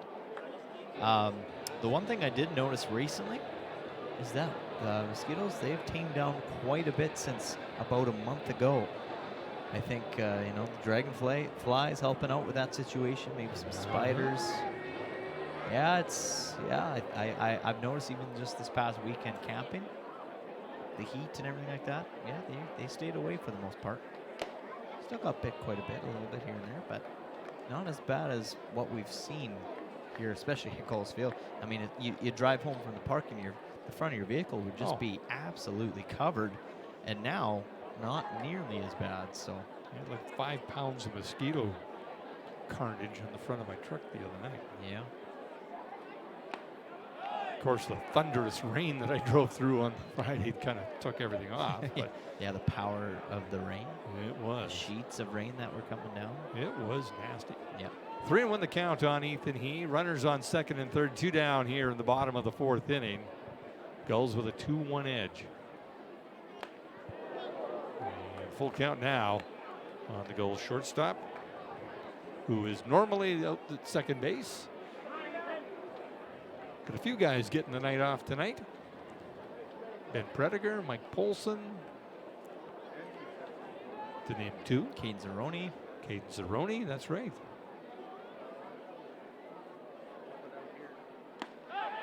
And a called third strike. Ethan He take a step towards first base, but Don Buscus had other plans for him. And a called third strike to end the inning. So a good job there by Matt Vasquez to work himself out of his jam with runners on second and third. So no runs on no base hits. And 2 men left on base. 4 complete. Gulls with a 2-1 lead over Brooks.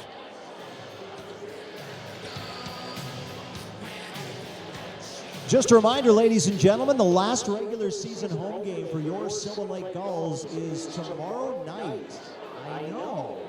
Lots of summer left, but not lots of WCBL baseball. The last regular season home game is tomorrow night against the St. Brooks Bombers at 7:05. We welcome you back to the ballpark as we appreciate some more amazing people behind the scenes and in the stands. And then it's the postseason. And your Sylvan Lake Gulls have already stamped their ticket. Yeah, we've got a playoff game coming up on Monday night. That's the first one we know about, at least. We'll be here at the ballpark and hope you will be too. Tickets are on sale now for playoff game number 1. Our opponent is yet to be determined, but we hope you'll fill the seats and the berms to watch your Sylvan Lake Gulls in the WCBL playoffs. It all starts Monday, August the 8th. Grab your tickets before they're gone. Online at sylvanlakegulls.com.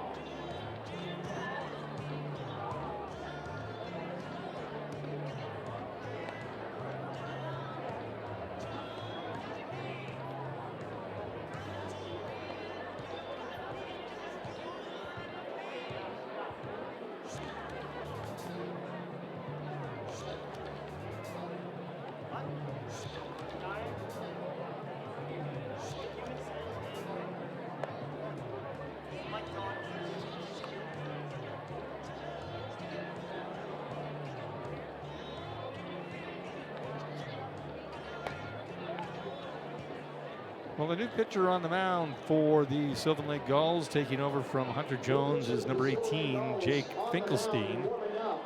Jones, the record for him tonight, 4 innings pitched, 5 strikeouts, 3 bases on balls, gave up 4 hits and just the 1 run. But I think most importantly for Hunter Jones that he can take away is that he, as you mentioned, he dug a hole and climbed out of it himself. Well, not himself, but he worked his way out of it. Yeah. And that's, like I said, I think as a young pitcher and, you know, something that for him to take away from it is just learning from that and also being happy about the way you know, dug yourself out of it as well with That's the right. help of your teammates. That's right. I gotta say, look at the stash on the mound. I mean, Jake Finkelstein. He's got it working, doesn't he? You know, sir, how to grow a good mustache. He is Mr. Movember Movember here in and August. August. Looking good. He's got his playoff. I'm going to call that the playoff stash, I would think. Maybe. Yeah, look Maybe. at that. Look eh? at that. That's just styling. That's a beautiful muzzy. He's like a TV star there. He's like a TV Some detective, some you know. kind of star, anyways. Oh, TV But, detective. Yeah. He could do the hoochie coochie with that. he mustache. could do. No, I'm gonna Oh, I'm gonna leave boy. that word. Oh, Just throw it right out the window right now. This is hear that song again. No, I won't. Ryan Nigelbach steps in here. 2-2 the count. And Finkelstein misses outside. You know, before I forget, you know, we were talking about the Gulls pitching staff. Yep. I have to mention we left one guy off the list here, is Nick Veselinovic. Yep. And you know, he's hard to miss. He's a big kid. And Finkelstein, the first man he faces, sends him down to first base, courtesy of a walk. So that'll bring up the third baseman, Matt Wolf. Yeah, Nick Veselinovic is, well, he's one of the top pitchers for the Sylvan Lake Gulls. His ERA is right down to 1.90. There you go. So, yeah, like, Yeah. how dare us, miss that? But I know. No, Well, I mean, we were too good busy hoochie coochie. exactly. No, Just, I yeah, just there said you, it again. yeah, I thought you were done with that. I thought I comment. was too, but it fit in just perfectly. It's just, now you're just gonna roll with it. Yeah. Might be your new favorite word. No, it won't be. I'm gonna make you a sign. It won't be my new Welcome to favorite my word. hoochie coochie household. Jim Claggett. and Ken. I might get a few Janice unwanted Clay. visitors when they look that up and find out what that means. Yeah. Apparently, Hunter Jones' dad, Shane Jones, is watching at home, and he looked it up for us too. Yeah. So, It's got the same yeah, got the results. same result. Unfortunately, it's the same result. I was hoping he might find something different. But 2-0 the count here on Matt Wolf. Ryan Nigelbach is the runner over at first.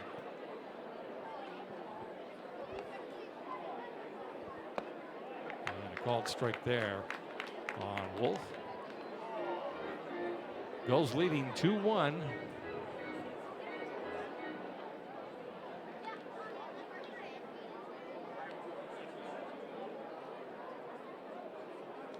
Now, I did say Jones had 5 strikeouts. He had actually 6 on the night. Okay, yeah. I'm I just didn't- looking I at my didn't even score catch sheet. that, and to I be went, honest with oh, you, there so- we are. No, that's 3 in the first, and then 2 in the fourth, or 2 in the third, and 1 in the fourth. So, by my math, that's 6. Yep. And ripped hard to Jason Leon, who fires it over to first and bounces it past the outstretched glove of Jaden Lamont. And well, when you've got a strong arm like that, you want to use it.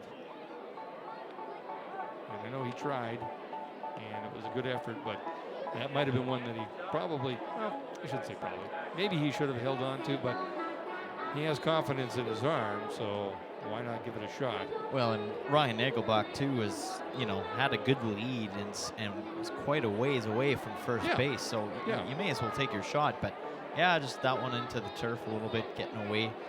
Obviously, no really chance for the first baseman Jane Lamont to have a chance at stopping it, really. So You know, when you look at Jake Finkelstein there, he's also got the mullet going too. yeah, the flow. Yeah, It's- so it's got everything. he's got it working. Yeah. Wonder what the ladies at the beach think of that. They think it's hotter than a. Well, I'll let you fill in the blank, folks. Yep. Yeah. You use your own words, people. I'm done with that one. Harder than a pig in mud, eh? Actually, that's cooler, I guess, because pigs go in mud to cool down. But, they were hot to begin with. Okay, I have the official attendance here. We'll get to that. Oh. 1-0 the count here Baby. on Jimmy Costin. And that misses low for ball 2. So our winner is Mr. Clark. The attendance, 1,737 people. There you go. Wow. That's crazy. Over 1,700 people here. Nice. That's grounded over to Ethan He's up with it. Over to first base. Jaden Lamont making the catch for the second out of the inning. So congratulations, Mr. Clark, on your guesstimation. Thank you. That's a new record here. at Gulls Field. 17:37. Yep. Wow, that's unbelievable. Well, it's believable, but it is That's unbelievably unbelievably believable. Exactly. Or believably unbelievable. We'll start making up words. Yeah, that's what I do all the time. Welcome to my dictionary. My mom's got my own dictionary at home. I'll tell you that right now. She writes down words that I made up as a kid growing up. Who would have thought I would have gotten broadcasting? Certainly not her.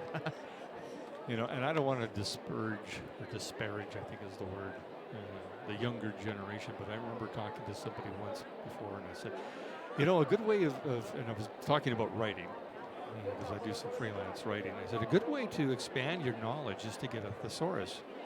And I'm pretty sure this young guy that I was talking to thought that was a dinosaur. Get me a what?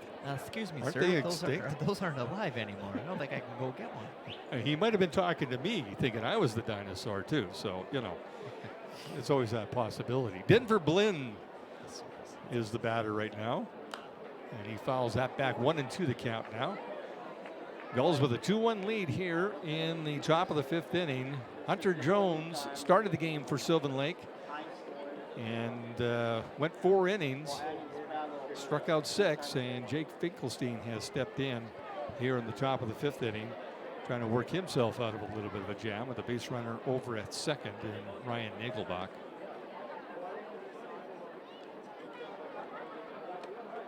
And this is outside with that off-speed pitch. The count now even at 2-2 with 2 down.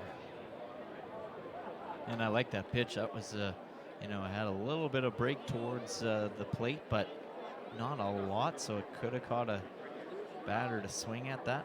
That was a good eye, though, by Denver Blinn. And that is the high cheese, as they say. That's what the cool kids say. High cheddar, high cheese. High cheddar. Chin music. All sorts of stuff there. It missed, and it's a ball.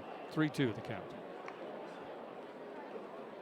And a strikeout there for Jake Finkelstein to bring the inning to a close. Good job by number 18 for your Sylvan Lake Gulls.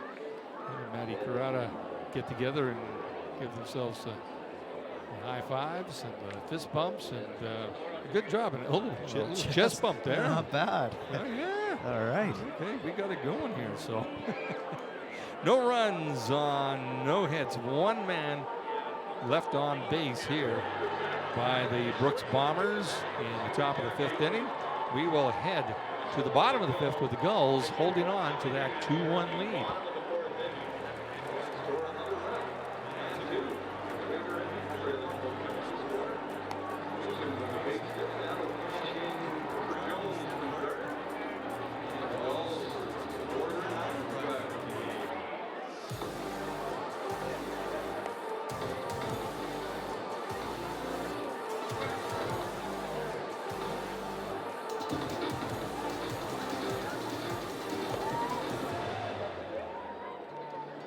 Welcome to Fan Appreciation Night, presented by Marshall Crane. Thank you very much. They are building the new fire training building for the Sylvan Lake Fire Department in Sylvan Lake. They volunteered their services to do so. If you've got a hot tub to move, something heavy, maybe it's for work, please reach out to our friends at Marshall Crane, tonight's game night sponsor. Oh, and by the way, there's fireworks out the right field fence after tonight's ball game. You can come run the bases, get some autographs, and then we'll shoot fireworks. It's going to be a great night. Fan Appreciation Night at Gulls Field. Thank you.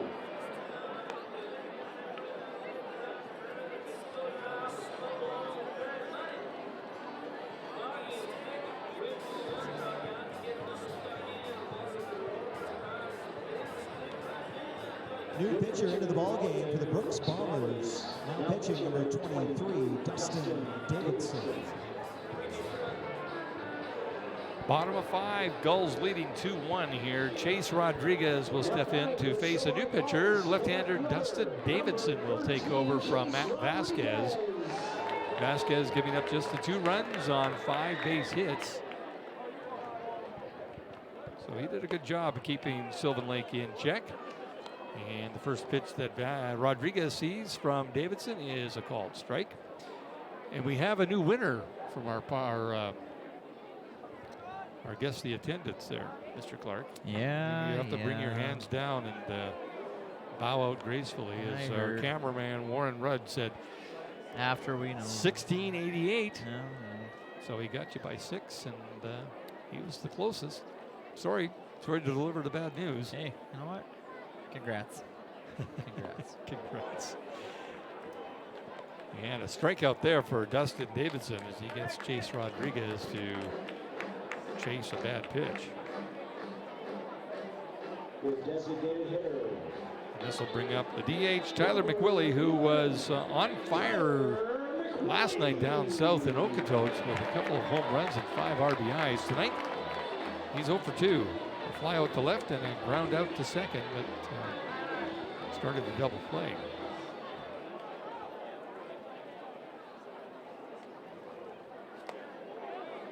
Davidson with a really slow curve. Interesting sidearm pitch, too, from this pitcher.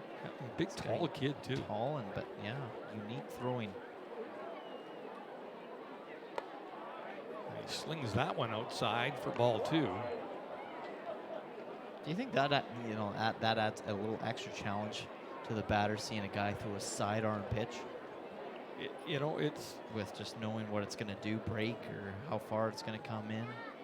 I think I just work on my own experience. I know these guys it's a different level of baseball. But I know anytime we ever had anybody's sidearm, especially a left-hander, and I was a left-handed batter, when he was throwing side, it's like, that's coming right at me. Like, he's going to hit me. And then it goes away from you. And then it goes away from you. So, and then with the right-handers, this is coming into them, looking like it might be outside. And then it comes across the plate. So he's got good action there. He's 3-1 to count now on Tyler McWillie, who I believe just had the green light to swing away at that one. Why not? The guy's hit 11 home runs. Yeah, it was right down the middle, too. Right down Main Street. And Tyler McWillie will draw his second walk of the night here to give the Gulls a base runner and bring Matthew Kurata, the catcher, up to the plate. The catcher, number 8, Matthew Kurata. So far 0 for 2 on the evening for Kurata. Flew out to right field in the first inning and then struck out back in the third inning. However, new pitcher that he will face for the first time in Dustin Davidson for the Brooks Bombers. A little bit of warming up and throwing, maybe just playing catch in the bullpen for Brooks. So that is grounded right through the gap and out to left field. So that's going to land as a base hit for the Sylvan Lake Gulls and for Matthew Kurata. That'll bring up the right fielder, Jackson Clement. That was just placed perfectly right between third baseman Wolf and shortstop in Blinn. Jackson Clement. Oh, I see what they're doing. Okay, I was just listening to, we got the Johnny Cash, June Carter Cash. I'm going to Jackson. Yeah, good touch. They're so smart over there.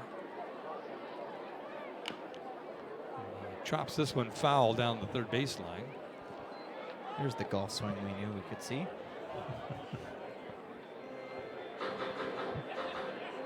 He does have a good golf swing. And we also found out Logan Moser. Oh my goodness. Yeah, he's got game too. He took a 5-iron on the 9th hole at Sylvan Lake Golf and Country Club and drilled it about 250 yards, I'm guesstimating. Yeah. And then our baseball operations manager, Akil Samuel, who can hit a ball, and Jackson Clement hits this one into the gap in right field. Tyler McWillie did not get a good jump on that, but he is going to score. And right behind him is Matthew Kurata. So Jackson Clement, with 2 RBIs on that double, clears the bases. And gives the Gulls a 4-1 lead now over Brooks Bombers. So as I was saying, Akil Samuel, who hits the ball pretty good, hit his driver, and he was only about 10 yards further than Logan's 5-iron. And it wasn't even his 5-iron. It's like a Dynatour 5-iron that's like from the 70s. Yeah. Yeah, it was unreal. Like, and Akil Samuel that day, ladies and gentlemen, I can tell you, he was hitting bombs off the tee, and he hit that one quite well. Yet Logan Moser's 5-iron from an old set of clubs wasn't far behind. He just stepped right. He's, I'm just gonna step right up. Yeah. Sure enough. Boom. Bang. Like, okay.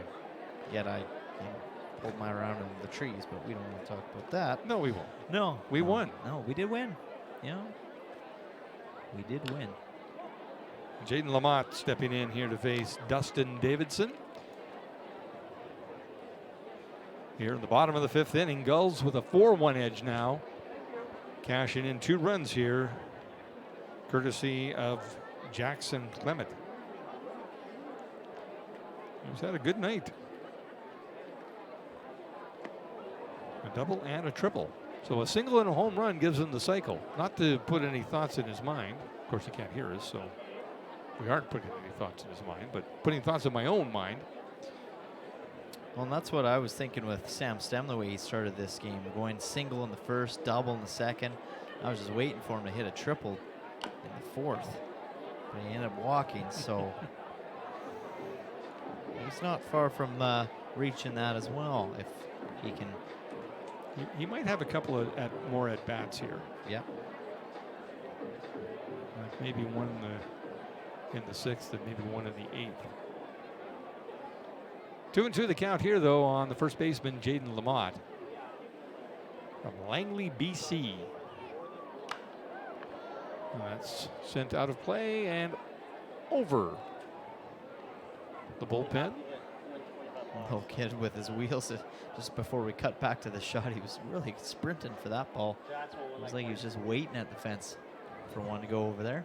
There he is there with the ball. Yeah. Happy as can be. He says, I got it. They don't even want to be in the ballpark. They're just concerned about going and grabbing those foul balls. Yeah, big off-speed pitch there. A wide sweeping curveball catches Jaden Lamont looking. The second strikeout of the inning for Dustin Davidson, who took over from the starter Matt Vasquez. This will bring up the third baseman, Jason Leon. Number 40, Jason Leon. Leon is he doubled back in the 2nd inning and grounded out to 3rd in the 4th inning. And he shoots this down to the right side, and second baseman Nagelbach has it. And over to 1st, and the inning is over. But the Gulls cash in 2 more runs and up their lead to 4-1 here as we head to the top of the 6th inning. Brooks coming to bat.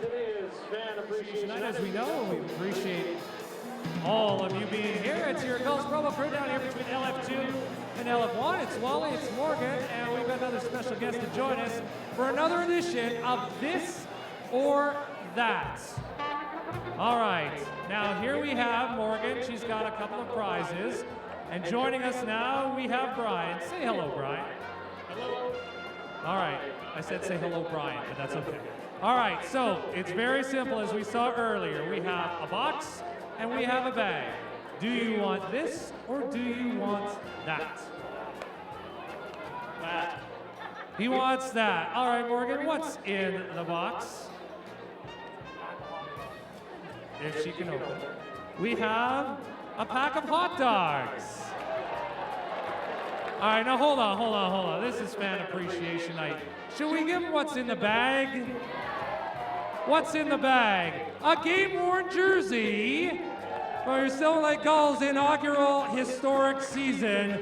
Brian, thank you for joining us here at the ballpark. Enjoy your piece of memorabilia. How about a round of applause for Brian tonight?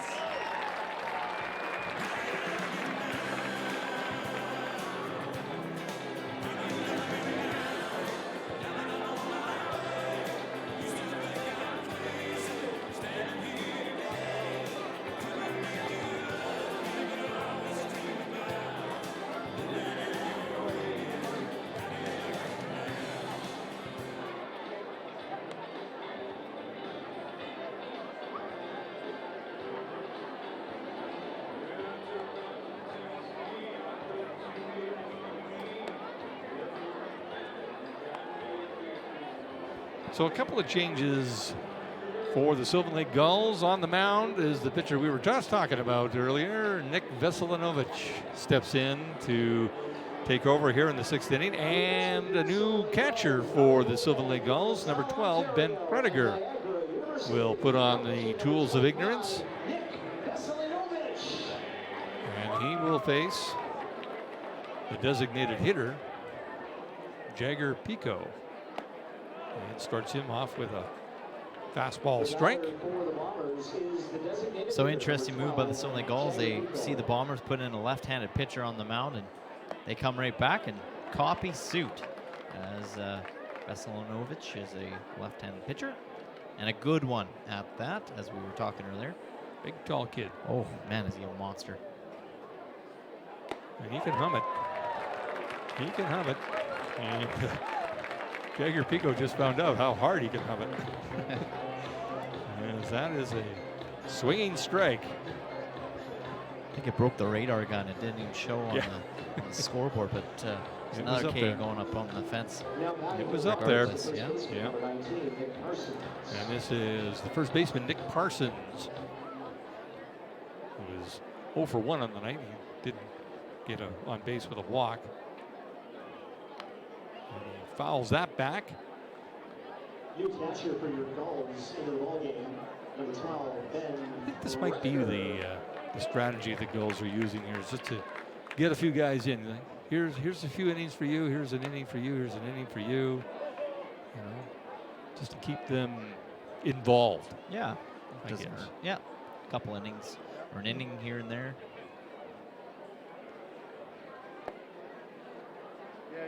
And if you only, keep it short innings too. I mean, there's no warm up in behind Nick here, but if you keep them short innings, then you can kind of let these guys throw solid every inning that they come into. That one, I think Ben Prediger's glove is broken. That looked like it went right through his glove. I'm not sure if it did or not, but I don't know. He's not checking it out. So, well, he did have a problem earlier this season where it did break his glove. Well, yeah, and so on. And he said he was going to have to relace it, and he says, but I do have a backup too. So, wondering if because that literally looked like it went right through it. And that misses inside for ball 4. So after striking out the first man he faced, Veselinovic walks the next man, and Nick Parsons. That'll bring up the left fielder, Jeff Morton. Now batting for the Bombers, the left fielder, number You just got to keep an eye out on the position players too, just to see if any other changes. I don't see anything else out there. Jackson Clemens still out there. Sam Stem.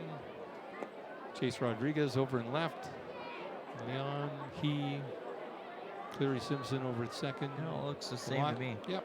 Just the battery has changed.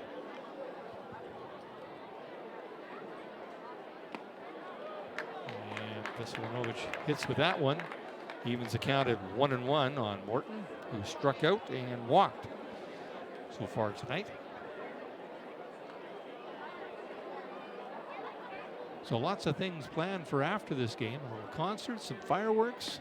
Of course, the kids get out to run the bases, as always. Yeah.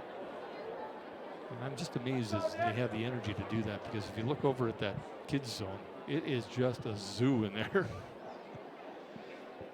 There is so much stuff happening in that place. And a called third strike there. A great pitch there by Veselinovic. Catch. Morton looking on that one. So the big man from LaSalle, Ontario.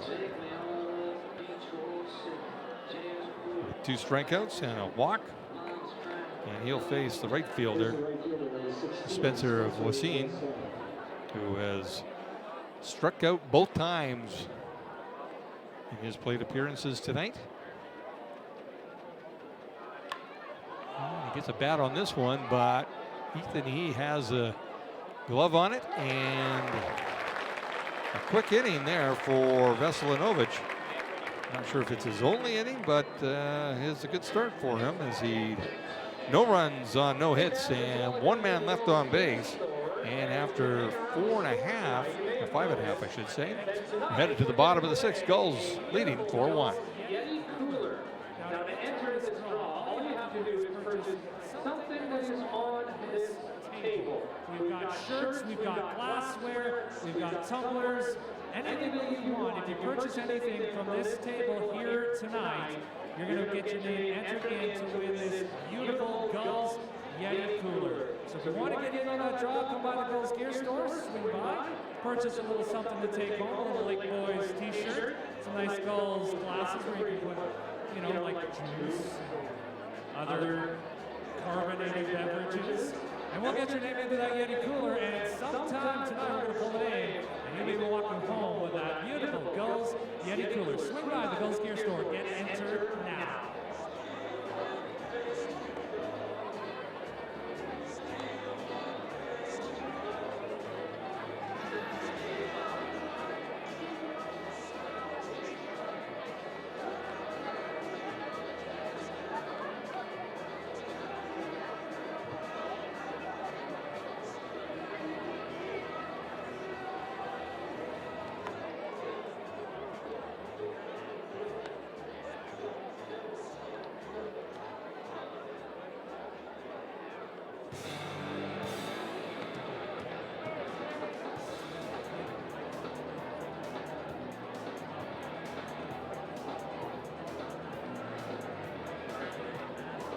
Welcome back, kid. Good to have you at the ballpark. All right, Gulls fans, the second baseman for your Well, here we are, Gulls. bottom of the Competition 6th number inning 21. in Sylvan Lake, but that doesn't mean that there's other games going on around the league, and there is. There's a blowout going on right now in Weyburn. Regina up 12-0, top of the 7th.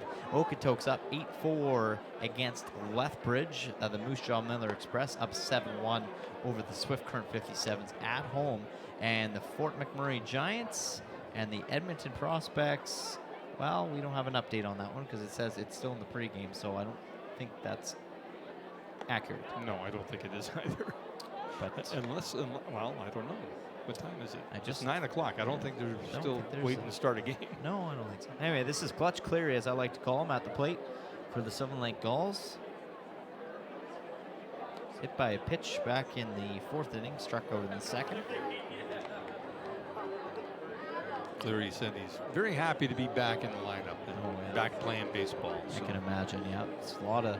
He missed quite a few games there, almost a whole month, I believe, if I'm not mistaken, that he missed just to have to watch and sit from the bench. Rips that out to center field for a base hit. And Mr. Simpson was on one of the holes there for the Gulls Give Foundation golf tournament. And I've hit a few in the trees, slice here and a hook there. And we get there and he just stripes one down the middle. It was for us too, I think. Yeah, that was for us. Yeah, that was for our team. Came clutch at the proper time for us. Exactly. And this is Sam Stem, who's 2 for 2 on the night. A single and a double and a walk. So Simpson leads off the bottom of the 6th here with a solid single. See, there's some alliteration. Simpson with a solid single. Haha. Triple S. Look that up in your thesaurus. No, really wouldn't make any sense to do that, but you could find something else to throw in there. Okay. No, you're not looking that up, are you? I looked over, he's got Google up on his laptop. Come on. If you say so, Jim. Well. And a good off-speed pitch there by Dustin Davidson. And Sam Stem well up in front. 1-2 the count. Nobody down here. 4-1 Gulls lead it here in the bottom of the 6th. Jim Claggett here with Cale Clark on Home Team Live.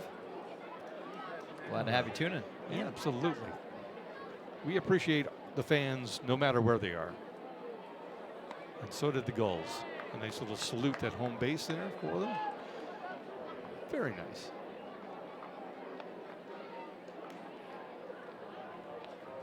was it Cape Breton that we heard there's That's right. a pile of fans out there that enjoy the broadcast from all the way out there. Ty Boudreau's family. I ran into his mom in the concourse there. She said to pass along congratulations. They enjoy the broadcast, and Sam Stem sharing a little information with Ethan He. Stem striking out. The shortstop for your Gulls. That's his first out of the evening Ethan for Sam Stem. Ethan He will now come in to face Dustin Davidson. So very nice to know that we're reaching the fine people out in Nova Scotia.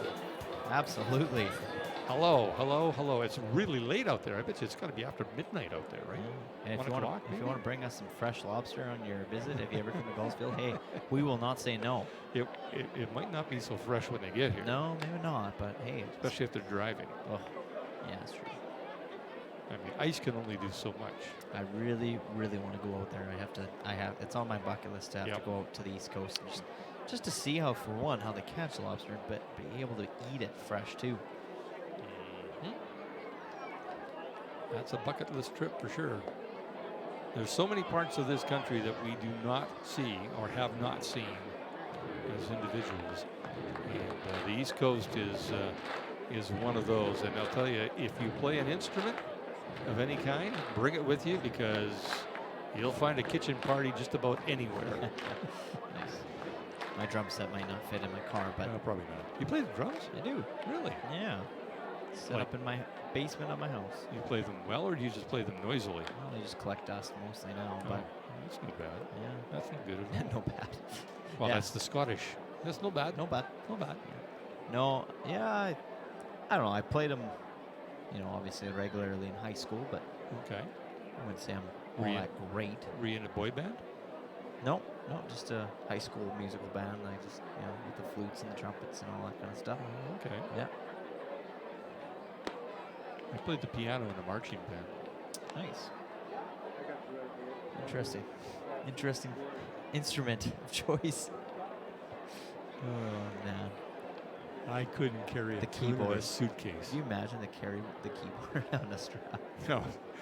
Grand piano in the marching band, yeah. Yeah. That'll work. Someone wheeling you down. And a good pitch there by Dustin Davidson. So back-to-back strikeouts for Davidson here in the bottom of the 6th inning. That'll bring up the left fielder, Chase Rodriguez, who singled back in the 1st inning, then walked in the 3rd and struck out in the 5th. So Rodriguez. young man from Sin City, Las Vegas. Now, do you remember what I told you what Las Vegas stands for? It translates into in English? No, you don't, do you? I'm looking on you. The look on your face is like, oh, why did he ask me You that? did have to ask that. No, I absolutely forgot it. I did. Totally forgot. Something about the desert, no? Well, it is in the desert, yeah, but I don't remember. You gotta tell me. we'll just let you stew for a while. Oh, you know how he's gonna make me sit here in silence. Well, it might come to you. 0-2 the count on Chase Rodriguez. Cleary Simpson with a single to lead things off here. He is still stuck over at first base. Gulls leading 4-1. He's looking it up. Are you looking it up? No. Oh, I thought you better not have been. The Trust your Meadows, I'm memory. thinking. The Yes, Meadows? that's right. Yeah. Very good. And Simpson with a stolen base there.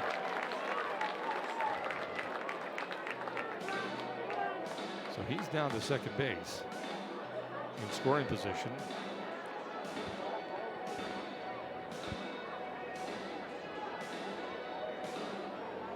And that will bring up a 1-2 count on Chase Rodriguez. Did you look, or did that just come to you? You looked it up. He's got the smile on his face, the corn cob eating grin. And yeah, he looked it up. He didn't trust his memory. The kids these days, oh, I'm telling you. Technology right at your fingertips. You take advantage of it. Now, if the internet crashed, Give your gray matter a little workout there, young man. oh man, Jim, you know my memory better than anybody. You know how many times I've forgotten things from home. Yeah, that's or true. my name tag. Yeah, that's Heck, true. I had to walk back to the car today to go get my name tag because I forgot it in my car. Oh, there you go. So, at least I didn't forget it home this time. Well, at least it was closer. So, Oh, and a called third strike there. Jace Rodriguez looking at the ground going, well, I don't know about that one. That was All right, fans. quite a bit how many of you inside, are at but your Don very Buska's first called as a Sylvan strike, Lake and Gulls that game brings tonight? the Make some inning to a noise. close. And we are headed to the top of the 7th with the Gulls leading 4-1. All right, well, you'll love this one. It's time for the Snap Man. Here's your host, Jared Waldo. Thank you very much, Joe. Yes, it is time for Snapman, brought to you by Snapman Silver Lake. All right, there is Snapman out in the outfield, and how about a round of applause for tonight's contestant, Mr. Brad Wheeler. All right, so here's how it works, folks. We send Brad, he goes, we give him a bit of a head start, and then we send the Snapman. He'll race all the way down and past this finish line, just past the Gulls dugout. Brad, are you ready? Fans, are you ready? In 3, 2, 1, go!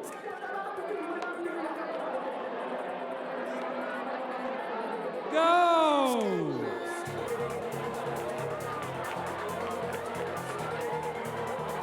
Come on, Brad. Come on, Brad. Come on, Brad. Oh, no. Keep going, finish strong. How about a round of applause for Brad here tonight, your winner, Snapman. Brought to you by Snap Fitness Silver Lake.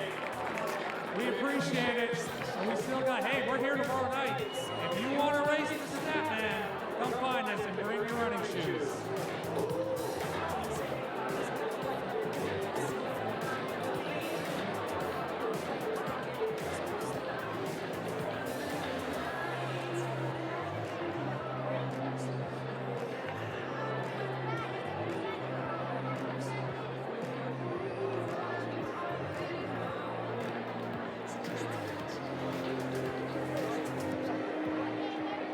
Bottom or the top of the 7th inning, I should say. And Nick Veselinovic will get his 2nd inning of work here, facing the top of the order here. Drew Mackey, Ryan Nagelback, and Matt Wolf. Now, we've seen a lot of stuff with Snapman, but this is the last strategy here. The gentleman racing Snapman tried to play a little possum with him. Just kind of jogged down the warning track, and then when he turned the corner, he turned it on. But guess what? Snapman turned it on even higher. I think if I was to race Snapman, I would maybe, well, I'd kind of have the same tactic, jog, but not jog maybe as lightly, jog a decent amount, and then right at the turn, turn it on, right? Is that what you know what my strategy know. would be? I would get Not go into the race. well, I wouldn't run. Yeah, like this doesn't run anymore. So it's like a broken fridge. It doesn't run. 2-0 the count here on Mackey. What I would do? Yeah, let's hear it. Is I would take about 5 steps and then I'd cut straight across the middle of the field and let Snapman You'd run on the cheat. outside. No, I you would cheat. I would. Well, you got to win. Things we learn. Put Snapman in his place. Yeah. And I'm old. By the way, folks, we did not cheat the golf tournament, in case you're wondering. No, That we was- did not. That was all Legitimate honest. 13 under par. Yeah. That's lifted out into shallow left center by Drew Mackey. So the Bombers with a base runner here to lead things off in the top of the 7th inning. They're looking for base runners, and they're looking for runs, and they're looking for wins, as they are a half game back of Fort McMurray in the battle for 3rd spot. And that 3rd spot will get you an August 8th date here at Gulls Field against the Sylvan Lake Gulls. Yeah, we kind of talked a little bit off air, but also before that the Brooks Bombers have a game in hand over the Fort McMurray Giants, who are currently sitting in that 3rd placed spot in the standings. So basically, depending on how Sylvan does against either of these teams, or even both these teams, it could be the factor who they play in the 1st round. And a big swing and a miss there by Ryan Nagelbach.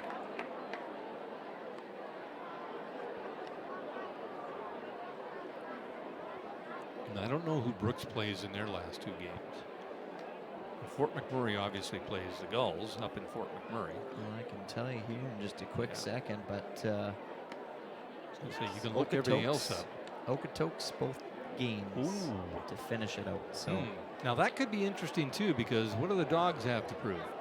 Probably nothing, not right? much. And you wonder in the last night's game, did they hide some people against the Sylvan Lake Gulls? No, I looked at the box score there, and there was a lot of the regulars. Yeah. You know, Okay. Brendan Luther, Okay. Coy Pierce. Oh wow. Okay. Yeah. You know, they had a lot of the guys that usually play. Now, So- what does that do for Sylvan Lake Gulls' confidence? I mean, you've kind of had a little bit in your head against these guys that you could not win against them, and then you get that last meeting of the season against them, and you get the W. That's gotta do something to the mindset of these boys, right? I think so. Full count here on Nickelback. Talking to a couple of the players and Mr. Akil Samuel. Yeah. That's a statement, maybe. They all said the same thing. We can beat these guys. We've played them hard most of the year. And Ty Boudreau, actually, when we're walking up the ramp here into this strikeout there by Veselinovic, by the way, he says, we can beat them. Oh yeah. We can beat them. And that's, you know, it doesn't matter who they throw at you. They've got the confidence. You're right, and that is a confidence builder. And I don't know that they needed their confidence built up against Okotoks, but you get the monkey off your back a couple of times, and maybe the monkey goes somewhere else. Well, and that's the monkey off your back at the right time, the last regular season game before playoffs, and then you might, depending on how playoffs go, see them again as that is drilled into shallow left field. Rodriguez going to run up onto that, but that will land as a base hit. So 2 base runners now for the Brooks Bombers, in both Drew Mackey and Matt Wolf, who just laid that dart out to left shallow field.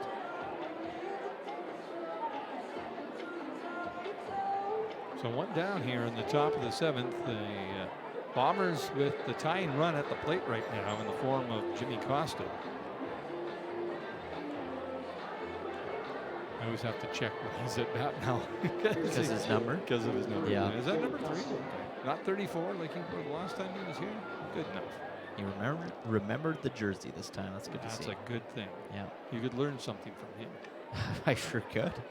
Or he could learn something from you. This is shot down the right field line. That is going to score 2 runs here. Well, they're going to hold him up at third, but the Bombers cut that lead into half now.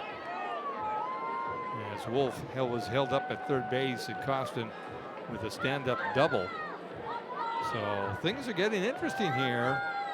And that's interesting enough for Matt Hape to make a visit to the mound to talk to his young pitcher, Nick Veselinovic. Yep, and I'll tell you about the memory with Jimmy Costin. I bet you if we try to teach each other something, we'll probably both forget by the end of it. Yeah, there's probably a good chance of that happening. Yeah. Just had to get it out. That's okay. So I would be interested to see who maybe they send to the bullpen next for the Sylvan Lake Gulls. We've already seen some pretty big names for the Gulls in this game. Hunter Jones, obviously the starter, and then Jake Finkelstein coming in to replace Jones before being replaced by Nick Veselinovic. I still get tied up on that name. I don't know what it is about it that I struggle with, but it's a tongue twister a little bit, that one. I did, you know, and I was too. I admit I was doing the same thing. So I apologize to the his dad sent me a note. Okay. And we talked about it, and it is pronounced Veselinovic, but okay, Veselinovic. He says it is an itch because it's Serbian, but we pronounce it Vic, so it's Veselinovic. Okay, interesting. Good to know. Okay. Veselinovic. Okay. I almost did it again, but that time I caught myself. So now we know. There you go. 1-1 account to Denver Blinn, the shortstop for the Bombers.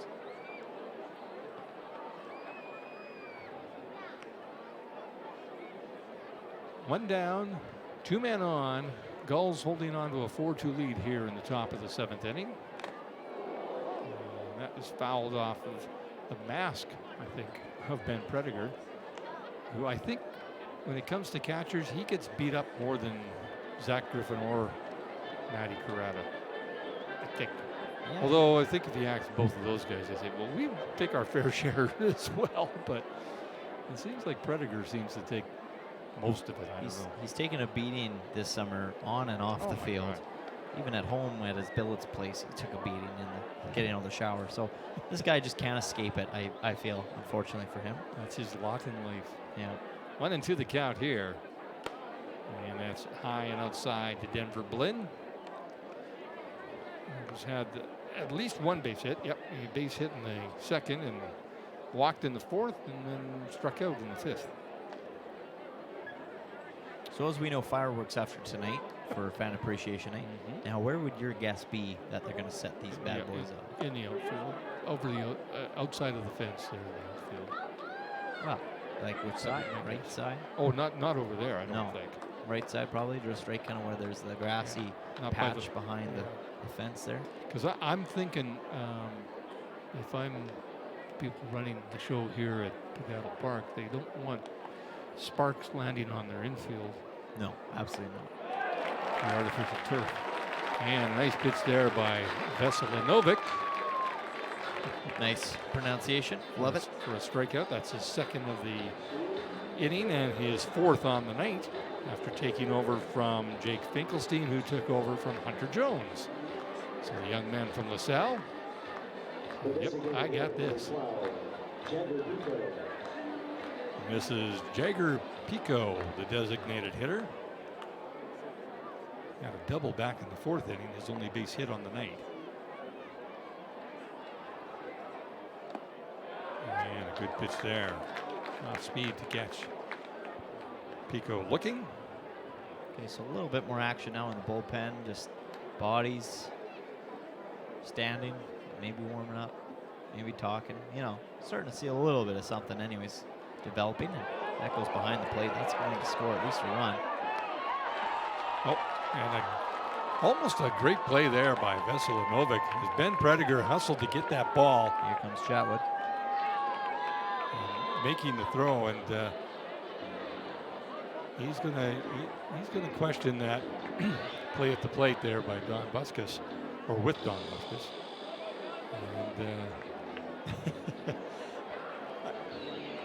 And I'm not sure what they're saying, but I'm sure it's, hey, great call.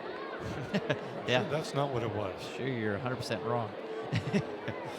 But I think maybe Chatwood saying, did he touch the plate? Because I don't even know if he.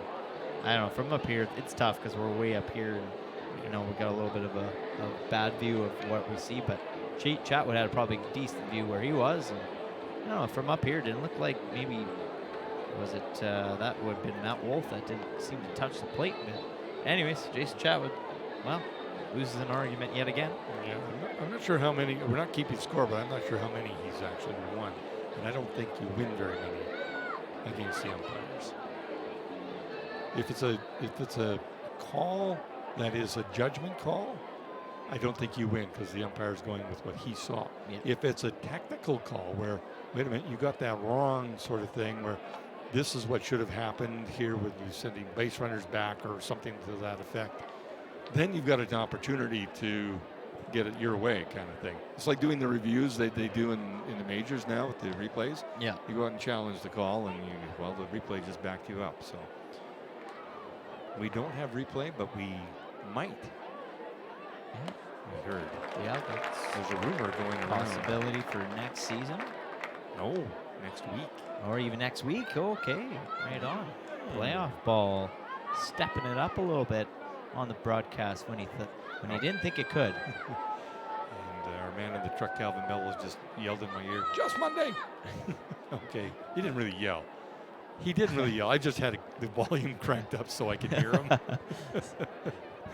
I backed off on that. This is lifted out to right field. And Jackson Clement settles underneath it. And that will end the inning for the Brooks Bombers. But they come back and narrow the gap to 4-3 here as we head to the bottom of the 7th inning. Do your 7th inning stretch right now. We got a couple more innings to go. Gulls coming to bat. 7th inning. Time for the 7th inning stretch. It's your Gulls promo crew up on the Gulls dugout. It's Wally, it's Morgan, and it's this thing over here. All right, so it is Fan Appreciation Night. We appreciate all of you. We want to thank you for everything, all of the support, all season long. I mean, the boys are great. We're here to play ball, but none of this happens without your support. So thank you very much. Now, as we do at every Silver Lake Gulls home game, we sing Take Me Out to the Ball Game, and tonight we have a very special guest singer. Ladies and gentlemen, Sully the Gully is going to sing Take Me Out to the Ball Game tonight. Now, Sully doesn't have the greatest singing voice, so we might need your help a little bit, all right? All right, Joe and D-Rock upstairs whenever you're ready.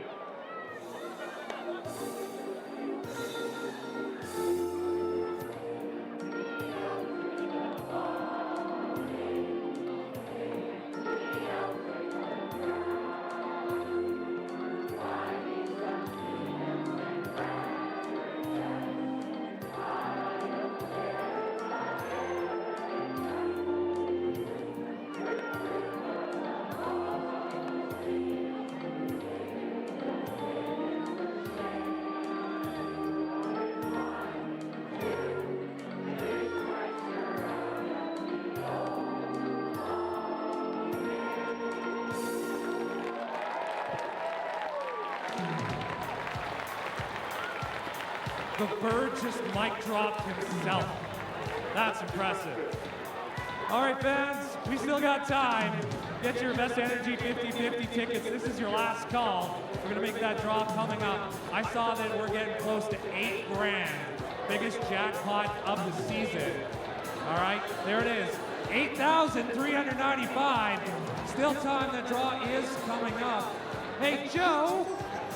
Yeah, Wally. Hey, how about a line on how many wonderful Gulls fans? How many do we have here tonight? Oh, my goodness.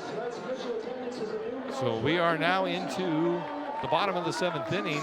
Things have gotten a little more interesting after a 4-1 lead going into the top of the 7th. The Bombers not laying down. They've come back to score 2 runs in their half of the 7th and have narrowed the gap to 4-3. Dustin Davidson has done a decent job since coming in for the Bombers. Yeah, it's one of those games that you just can't walk away from until at least a full 9 innings have been completed. This could go right down to the wire. Sorry, Jim. No, that's okay. I'm just going to say Tyler McWillie steps in to face Davidson. And he squibs this down to first base, and Nick Parsons will take that himself. And there is 1 down here in the bottom of the first. Into the ball game, the catcher for the Gulls.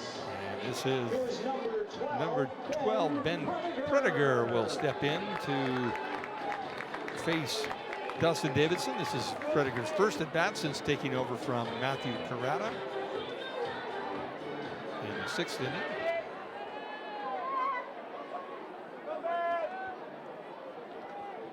Now, I don't know if this is just a changeover to give Prediger some time at bat and in the game, but I know Matthew Carrata did take a ball off the hand, his non-glove hand, earlier in the game, and maybe that was giving him some issue. I hope not. Yeah, hopefully not. And I'm not sure if he might, well, I don't want to stay, he might be one of the ones that's headed home soon. Well, one of the catchers might be. Okay. I don't know, they wouldn't tell me which one. So I'm guessing, and I shouldn't speculate. So 1-1 the count on Prediger, the avid chess player.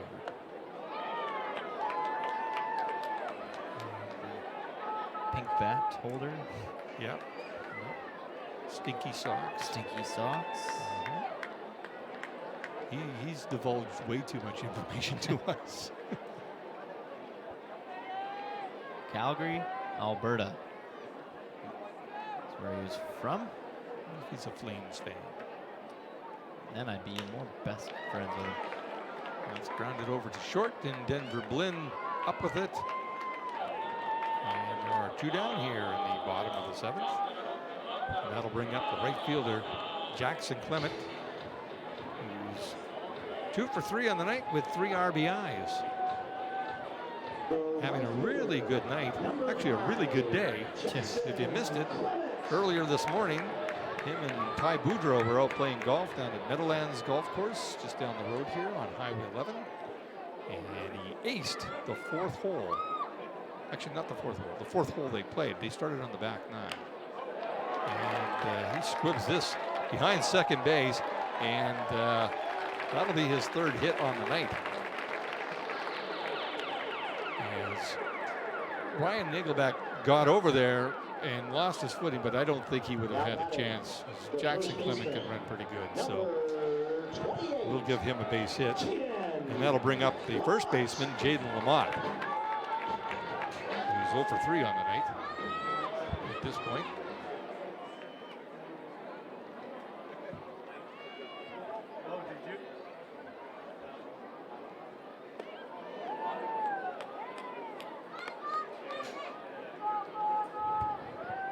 First pitch from Dustin Davidson. He has a strike to Jaden Lamont. 0 for 3, as I mentioned, on the night. And a throw over to first to keep Clement close to the bag.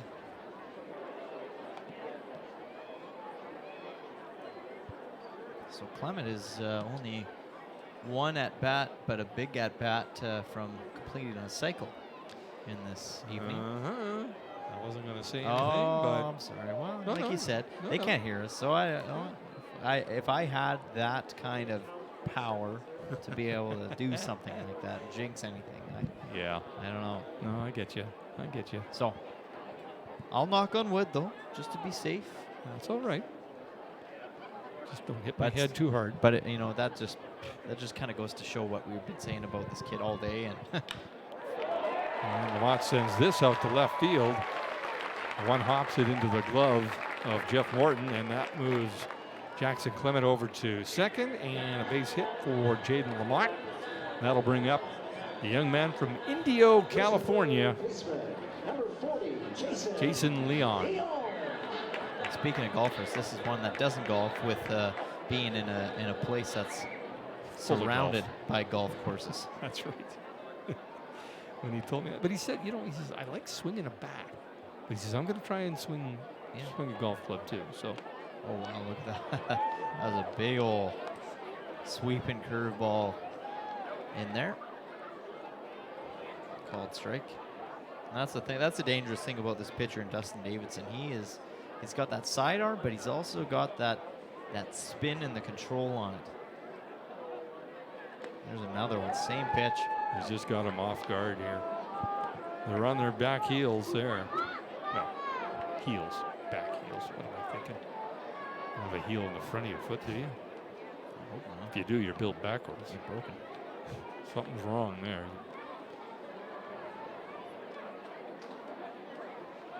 And the runners take off.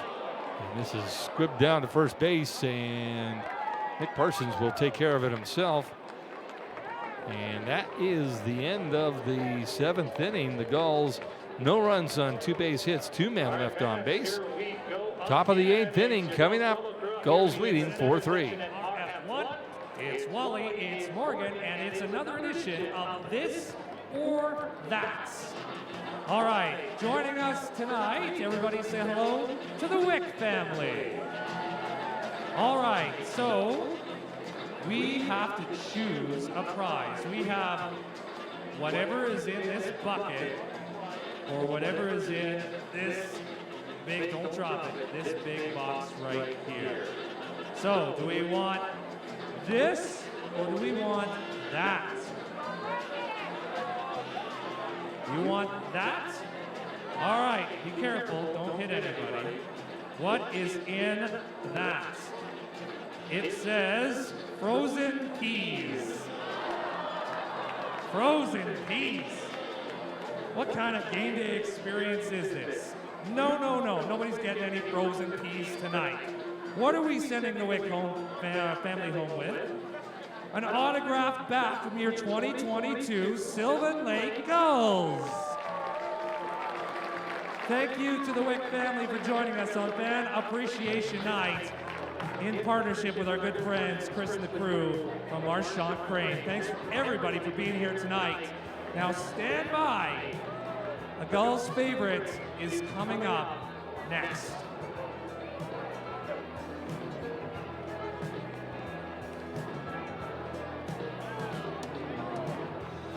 Top of the 8th inning here at Gulls Field at Pagano Park. And Nick Veselinovic is staying in the inning, in the game right now. This is the 3rd inning of work for the young man. He has a 4-3 lead right now. I mean, he's trying to keep it that way. Facing the 7, 8, 9 batters in the Bombers lineup. And we talk about letting a pitcher work things out from, getting themselves down in a hole or anything like that with Hunter Jones. We saw that. Well, this kind of in a way is maybe Nick Veselinovic, his turn, Yep. He didn't have a great 7th inning. He gave up a few hits, I should say. 2 singles and a double. And they scored 2 runs on that, bringing it back to 4-3. So it's now a lot closer of a game. And instead of changing the pitcher out, they're letting him, keeping him back in the game, keeping him in. So, letting him roll. Yeah. And a called strike there. Nick Parsons, the first baseman.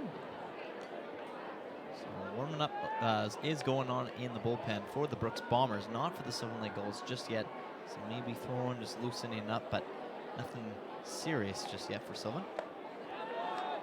And Veselinovic answers any questions there, although he does have Nick Parsons barking over at home plate umpire Don Buscus. But that is a strikeout.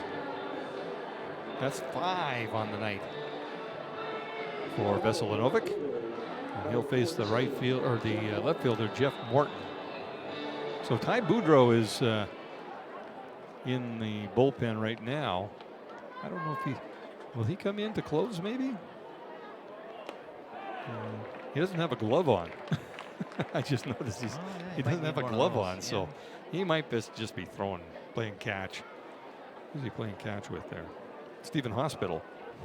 So a couple of pitchers playing catch with each other in the bullpen. Now, if that doesn't tell you how relaxed it is, right now, I don't know what does. And again, it's one of those games. I think Sylvan Lake, not saying you're not taking it seriously, but it's not as important or as huge of a game to you as it might be for this Brooks Bombers team, who's obviously trying to climb their way up the standings right now. But you never want to let a team off the hook, and you don't just want to. You want to stay sharp. Absolutely. You want to win games. So you can't sit back. And Nick Veselinovic answers any question there as well, as he fires that right past Morton for his 2nd strikeout of the inning. He's 6th on the night. Here's the right fielder, number 16, Spencer Boysen. And that's 13 on the evening for the Gulls pitching staff.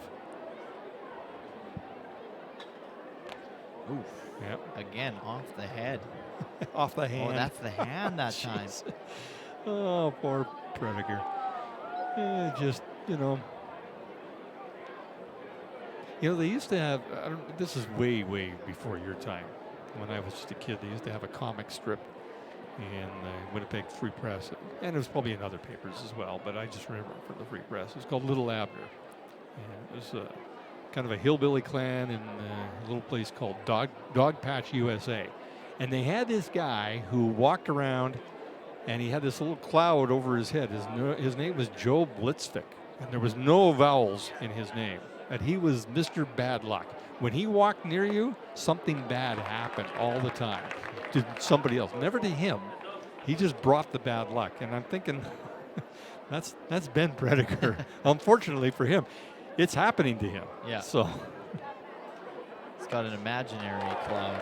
And Nick Veselinovic just came in and struck out the side in the top of the 8th inning in a 4-3 game. So, as you mentioned, his coaches having some faith in him, and the young man from LaSalle answers the bell and comes in and strikes out the side. 7 strikeouts in the game for Veselinovic in 3 innings of work. So he's doing the job, and we'll head to the bottom of the 8th with the Gulls leading 4-3. We got t-shirts tonight. Who wants a t-shirt? Yep, throw them down, make it rain. What else we got? Who wants some wristbands here tonight? Keep throwing it down. Joe and D-Rock throwing down tattoos. There's some wristbands. Throw it down, make it rain. It's time to drop. Drop. Keep going. They're still going down the far end. Selling the gully, Joe and D-Rock. I'm losing my voice. Oh, they're still going. They're still throwing. Hey, quick question. Who thinks we should do this again? Stand by. 3 more outs. We're doing it all over again.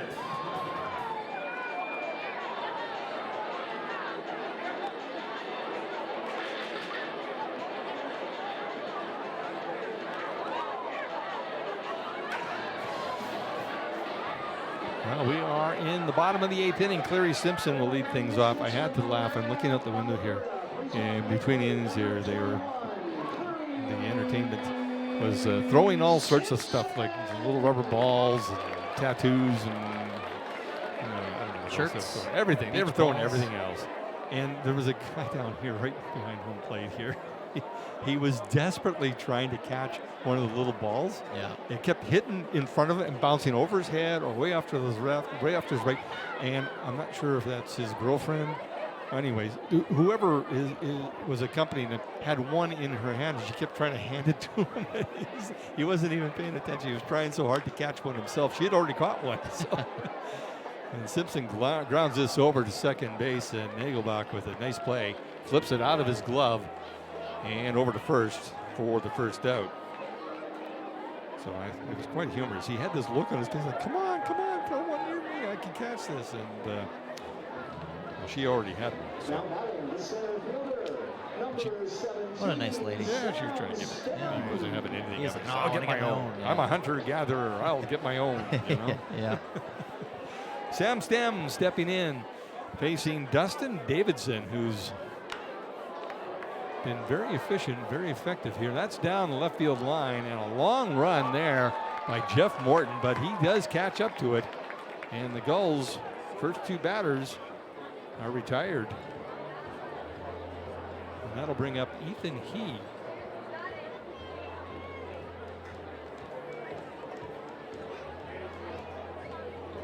Ethan, a walk, a couple of strikeouts, and a fly out to right field. So he's 0 for 3 on the night. Looking to maybe start something here with a little 2-out rally. Give whoever's coming in the 9th inning. And is that Stephen Hospital on the bullpen there? I think it is. Sure looks like it, yep. He's got a glove on his hand, so maybe he is coming into the game. Yeah, he's throwing hard, too. He is throwing hard, so I don't think he's just loosening up. I think we're going to see Stephen Hospital taking over from Nick Veselinovic, who, if he does leave the game, he left the game on top, striking out the side in the top of the 8th inning. 0-1 the count here on Ethan He. He sends that out of play. 2 down, Gulls leading 4-3. Looking to, I think this would be win number 36 on the year. Yes, it is. Yep. There you go. 36 and 17. That would put them 19 games over 500. That is a successful regular season. It's not a successful season until the end. And the playoffs are just around the corner. I hear them knocking. Yeah, and I was gonna say It too, is. you know, for a franchise that's only been in the league one full year, this is their second year. This is their first full year, I guess, if you Yep. count the regular season. Yep. And you're doing that well. You're a contending team like that. That goes to show how you built this team, and they got something good with Jason Chatwood and the whole staff here in Sylvan Lake. That guy is about as connected in the world of baseball in Western Canada and the Western United States than anybody else. Yeah. And Anybody else. yeah, and the Gulls, they're riding a 3-game winning streak too right now, so hoping obviously keep that going. Okotoks, they're not going to be able to catch Okotoks, unfortunately. No, I don't think Because so. Okotoks is 40 wins and Sylvan's only got 35. And a strikeout there by Davidson to end the inning. So we are headed to the top of the ninth with the Gulls clinging to that one-run lead. And the Bombers coming to bat. Ballpark. If you look at the big screen in center field right now, you'll see who's celebrating at tonight's game.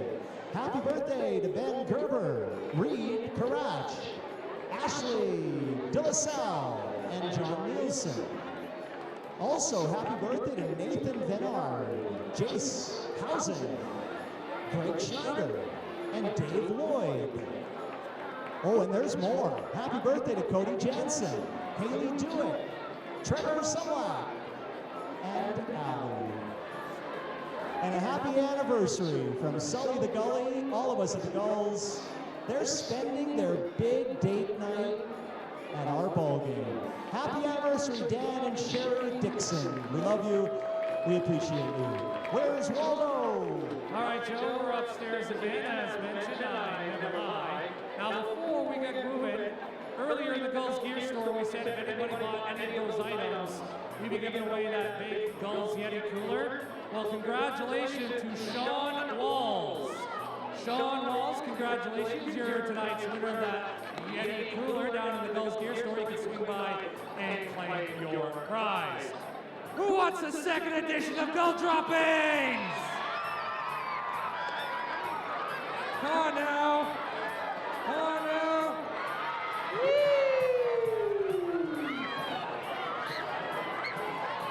Here we go, here we go.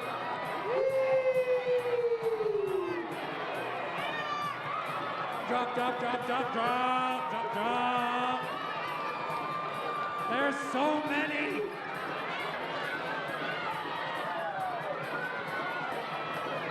All the way down, heads up. It's dropping. Dropping hard.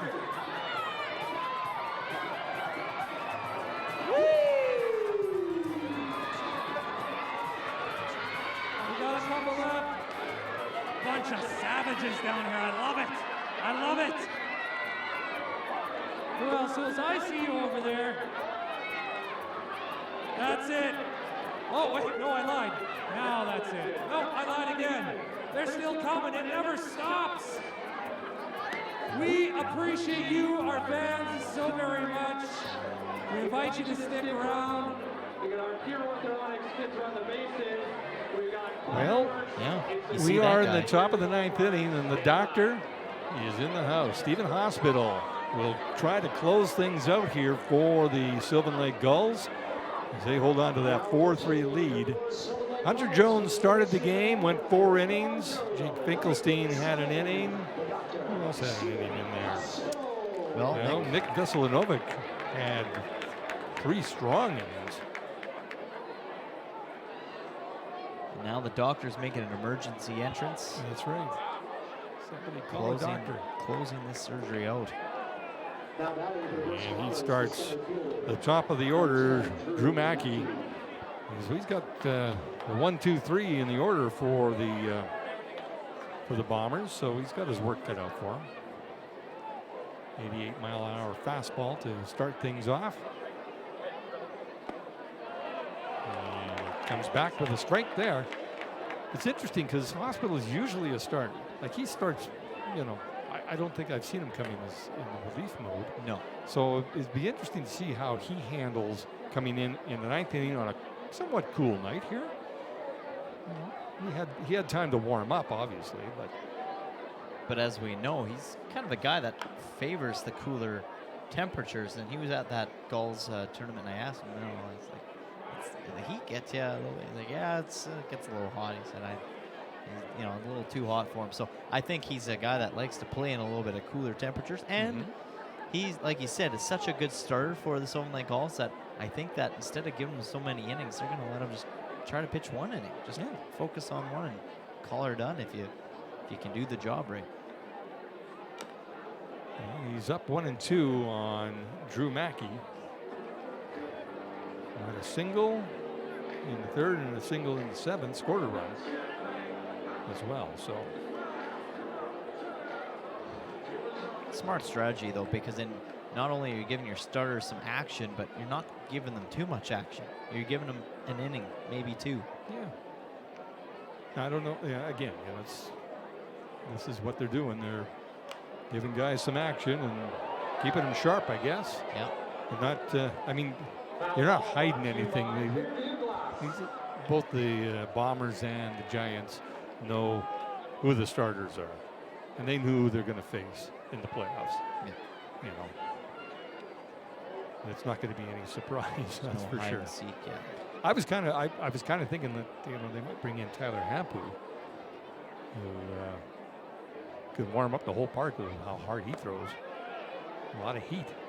That one just outside there, so 2-2 the count. Yeah, he throws a lot of heat. Yes, he does. Might heat up the fireworks and set them off early. I don't know. Maybe that's why they're keeping him. That might be why.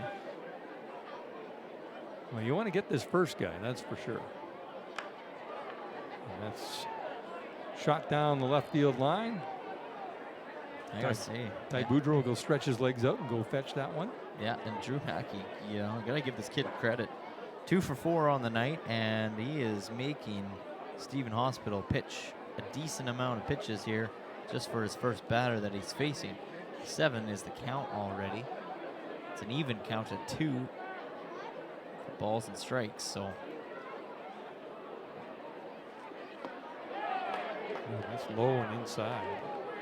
The count full now on the leadoff hitter for the Brooks Bombers, who are not done yet. Nope. And of course, this is not surprising because the Gulls kind of have this kind of an MO where they tease the fans, saying, "How exciting do you want this to be?" And that is hit sharply to shortstop Ethan He, up with it, and a great play there by the All-Star shortstop Ethan He, who made it look very easy. And let me tell you, folks, that play was anything but easy. Good job there by the Gulls shortstop to get a pretty good runner in Drew Mackey, who slid down his belly towards first base trying to get there in time. But and a good stretch, by the way, by Jaden Lamont. Well, sorry to cut you off. Not only did Ethan He make an outstanding grab, he almost didn't even get to the ball in time, but then also to turn around and arch his back to really whip the ball over to first. And just like his body language after he threw it too, I was like, oh, is this going to be even on target? And then Lamont stretches out to make it was just a phenomenal grab. And even with Drew Mackey trying to dive for first, couldn't get there in time. So that was a huge out for the Sylvan Lake Gulls. And Jaden Lamont is not a small target, so that helps too. Yeah, he can stretch out there, and he's got to be about 6'3", 6'4". There's a lot of big guys. I noticed that when we were at the tournament, just how big these kids are. Like, my goodness. Yeah, Hospital towered over me pretty good when I talked to him on the mound. Yeah, he's well over 6'3". Yeah. So 1 down here in the top of the 9th. Make that 2. And I'm not sure what what Ryan Nagelback, he just got tossed from the game. And I'm not sure what he's arguing about, but because he swung at that pitch, but he's probably talking about the pitch before that put him down 0-2. And he's going to get himself into some trouble here if he does not leave. The coach is trying to act as a barrier here, but Ryan Nagelback It's a cool night, but he's running about 130 degrees right now, so he was not happy with that call. Not the strikeout call. The call, it was the strike before that I think that he was annoyed with, because the strikeout call was a strikeout. I mean, he swung at it and he missed. But it's just the way things are going right now. And of course, you know, Ben Prediger is going to go over to the umpire and say, "Hey, what's up, buddy? How's your night going? I took a ball off the hand." Well, the Bombers are down to their last out here with Matt Wolf, the third baseman, stepping in to face Stephen Hospital.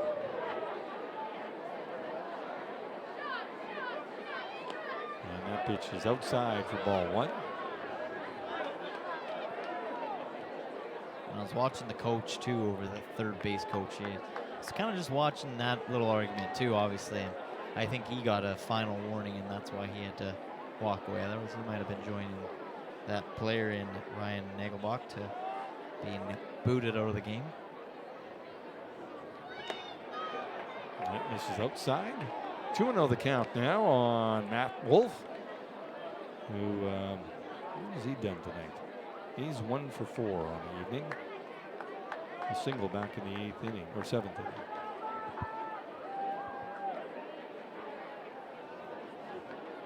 And the catcher, Jimmy Costin, is the batter on deck. Should he get a chance to get to the plate, and at 3-0, there's a good chance that he could get to the plate here, and he would be the go-ahead run.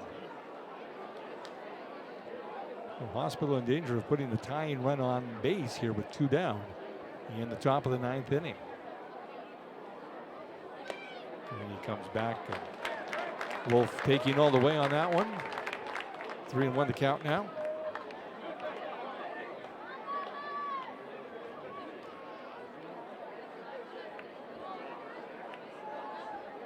Definitely a little chill in the evening air. Oh, and this is outside with that one. And both Hospital and Prediger are looking kind of puzzled. They thought that was a pretty good pitch. But that now brings the go-ahead run to the plate. Puts the tying run obviously on base. Jimmy Costin, who is 0 for 4 on the, 1 for 4 with a double back in the 8th inning. And that was an RBI double.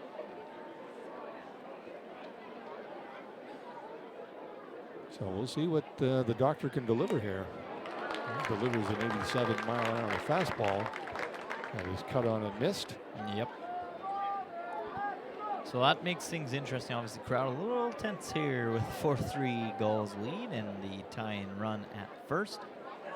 Stephen Hospital 0-1 up in the count. And it's fouled out of play. Hospital quickly up 0-2. Bombers down to their last strike. Yeah, now we might hear 1737 crowd doing the Here they go. clap. Here they go. 1,737 Gulls fan on Fan Appreciation Night. Looking for the strikeout to end things. And anticlimactic ball outside. And on that pitch, Matt Wolf heads down to second base, uncontested, a stolen base. So the clap will start up again, as they're hoping to keep that clap going and turn it into just applause for a win here.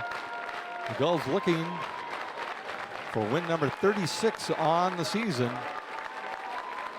1-2 count. Here's the pitch, and that misses outside. The count now even at 2-2. Hospital not wanting to come inside on Costin. There's a mistake inside, could end up on the other side of the fence. That's true, yeah. We've seen it before. Not from Hospital, but here's the 2-2 pitch. And after being up 0-2, 3 straight balls outside from Stephen Hospital. Talk about dramatic. Of course. Why not, right? Why wouldn't they? Fan appreciation night, you gotta keep the crowd on the edge of their seats. Yeah. Giveaways can only do so much.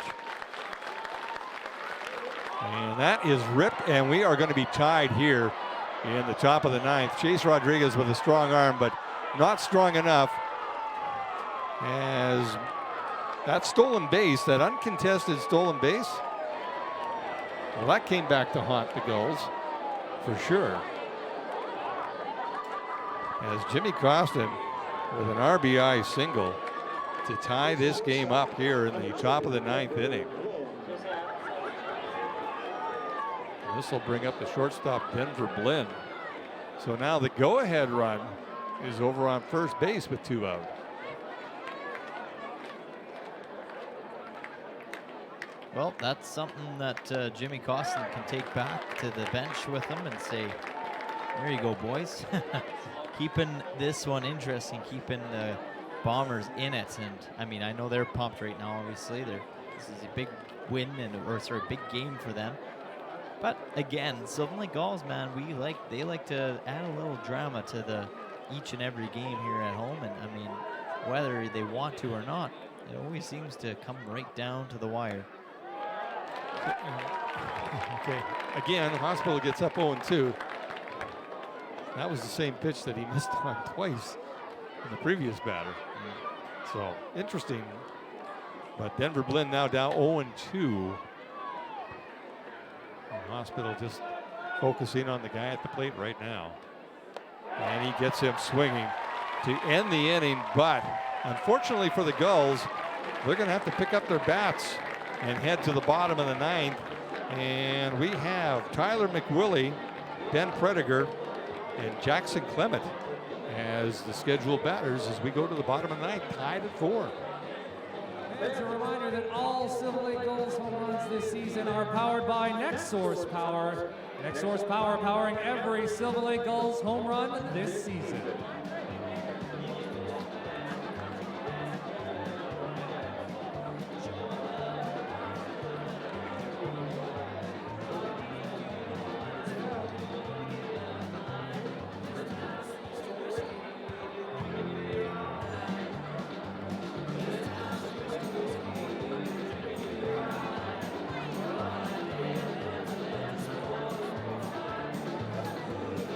If you lost your Scotiabank Visa tonight, somebody has turned it in. It's at the Gulls Gear Store.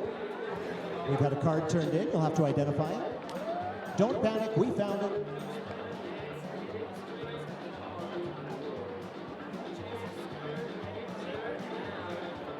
If you like what you're seeing tonight, we'd love to have you back tomorrow night. The Brooks Bombers and the Silver Lake Gulls go at it again at 7:05 tomorrow night. That'll be the last regular season ball game in this ballpark. And then the postseason begins. The postseason starts Monday with your Silver Lake Gulls and an opponent yet to be announced.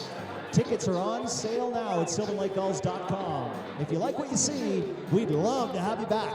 Come join us for postseason baseball and our last regular season home game tomorrow night.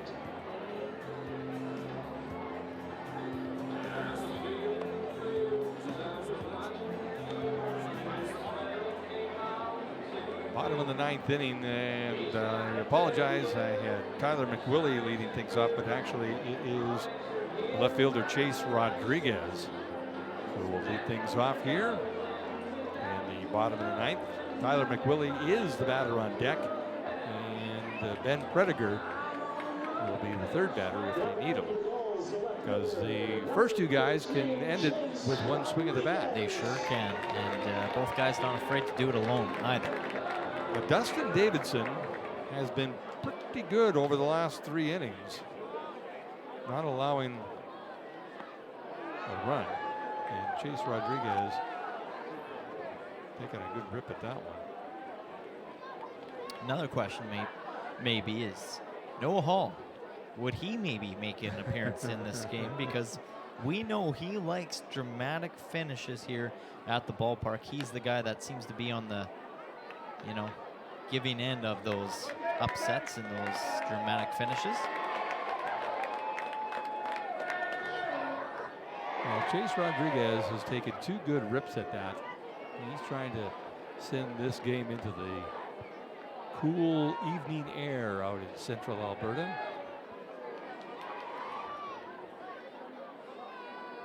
And an off-speed pitch catches him for a strikeout for Davidson. That'll bring up Ty McWillie. The stage is set for some drama here. It sure is, yeah.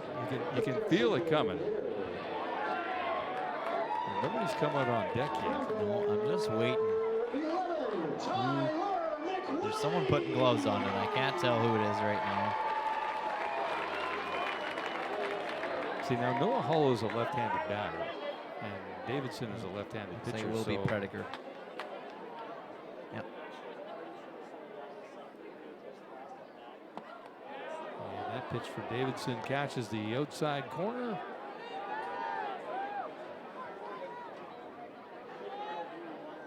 And of course, Prediger having a chat with the fans. Yep. Making As friends. always. Making friends as always. And that's quite a ways outside. Even count 1-1 for McWillie, who is 0 for 3 on the evening. He did get on base and score a run.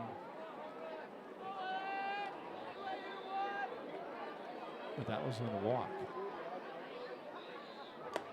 Ooh, he was thinking about it. 2-1 the count now on the designated hitter.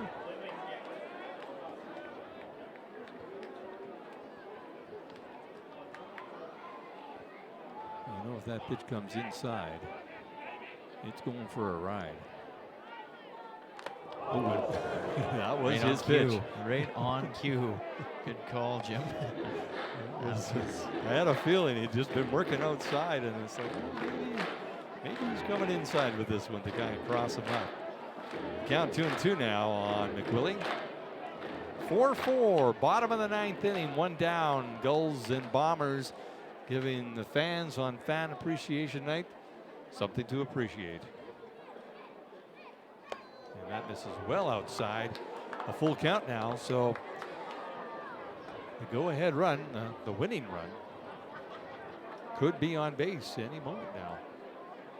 Yep, this is a huge pitch for Davidson.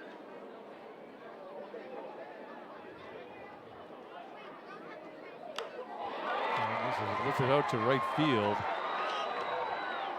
Oh, and it goes over the head of Spencer Voisin. I'm not, maybe he lost it in the lights. I thought he had that.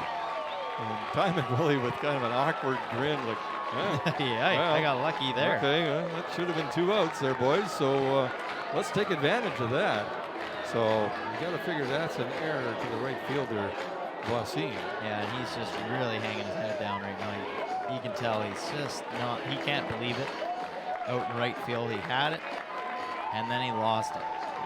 And unfortunately, that's a tough thing. And that's a tough thing about this stadium and the ball getting way up in the sky and the lights shining down on you too. You just never know. You can never take a fly ball out of the question. And the pinch runner they're showing on second base is now Matty Fung. So they're going to give Tyler McWillie a rest. And then comes Matty Fung. And maybe because he's a good base runner. He's got wheels. He can steal a base if you need him to. So Ben Prediger will step in to face Dustin Davidson. Base hit could end this here in the bottom of the 9th inning.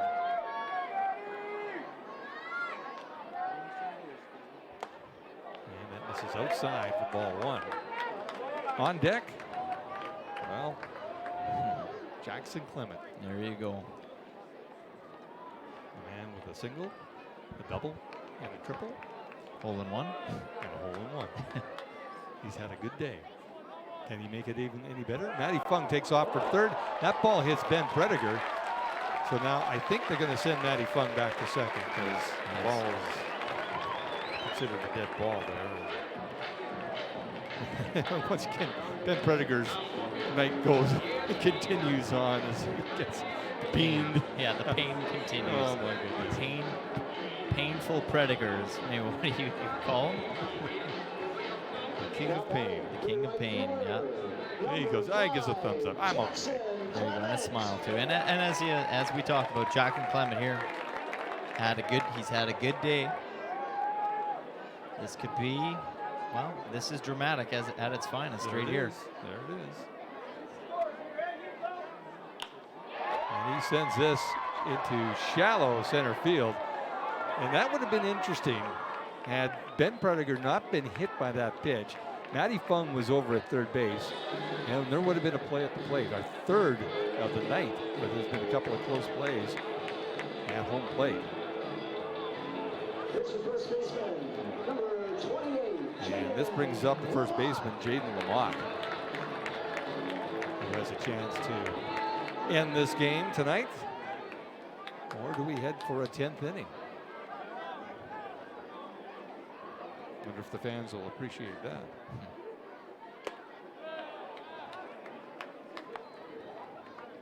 This is outside for ball one.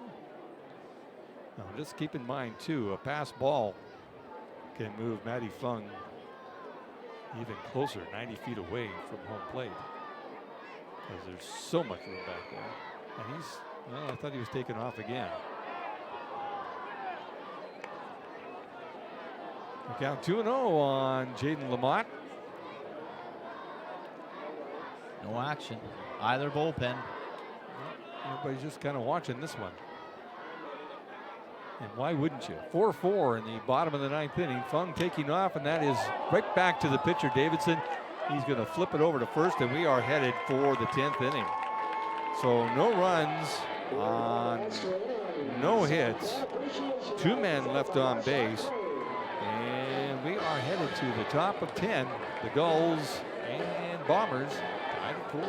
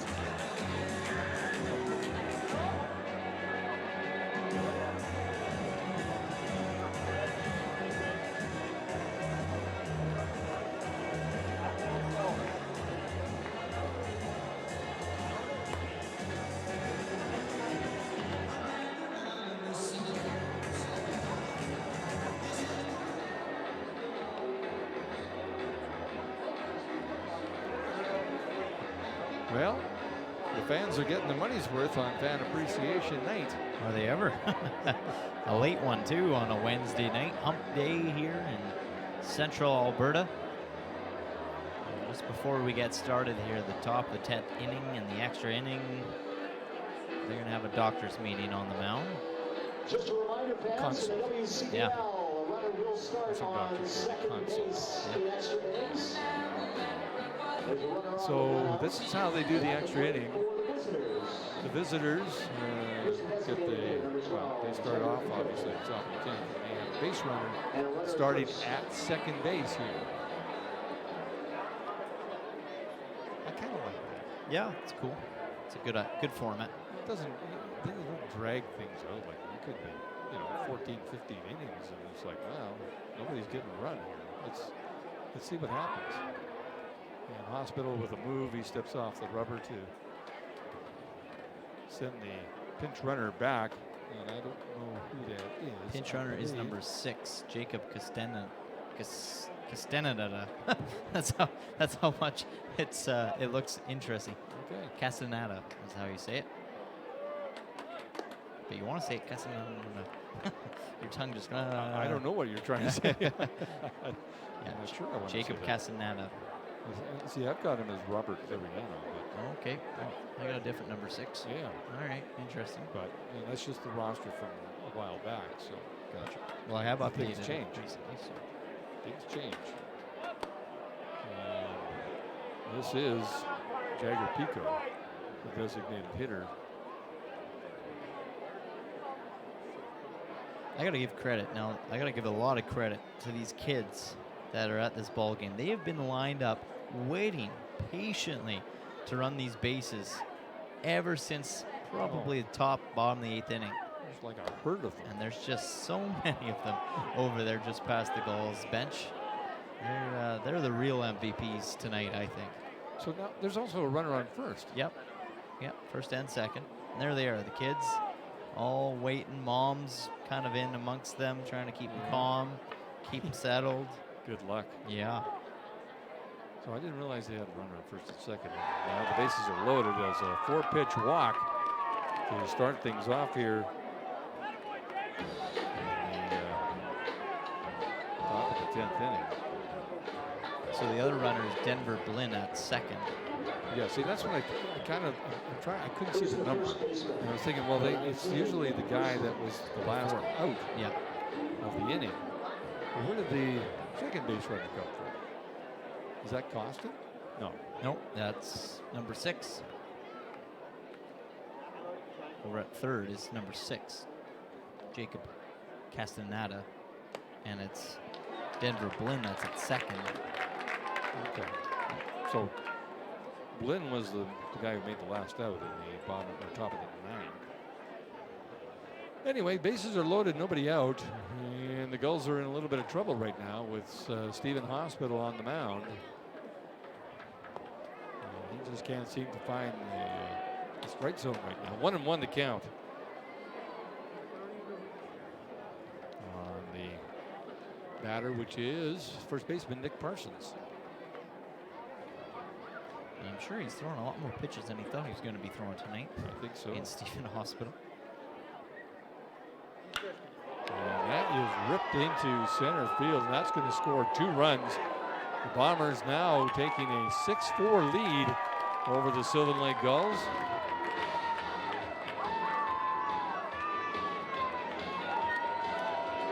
Courtesy off the bat of first baseman Nick Parsons. So nobody out. Runners on first and second. And this will bring up the left fielder, Jeff Morton. So I go back to the top of the 9th inning. An uncontested stolen base by Matt Wolf put him in scoring position. And Jimmy Costin with a single drove in that run, and that's what tied the game for the Brooks Bombers.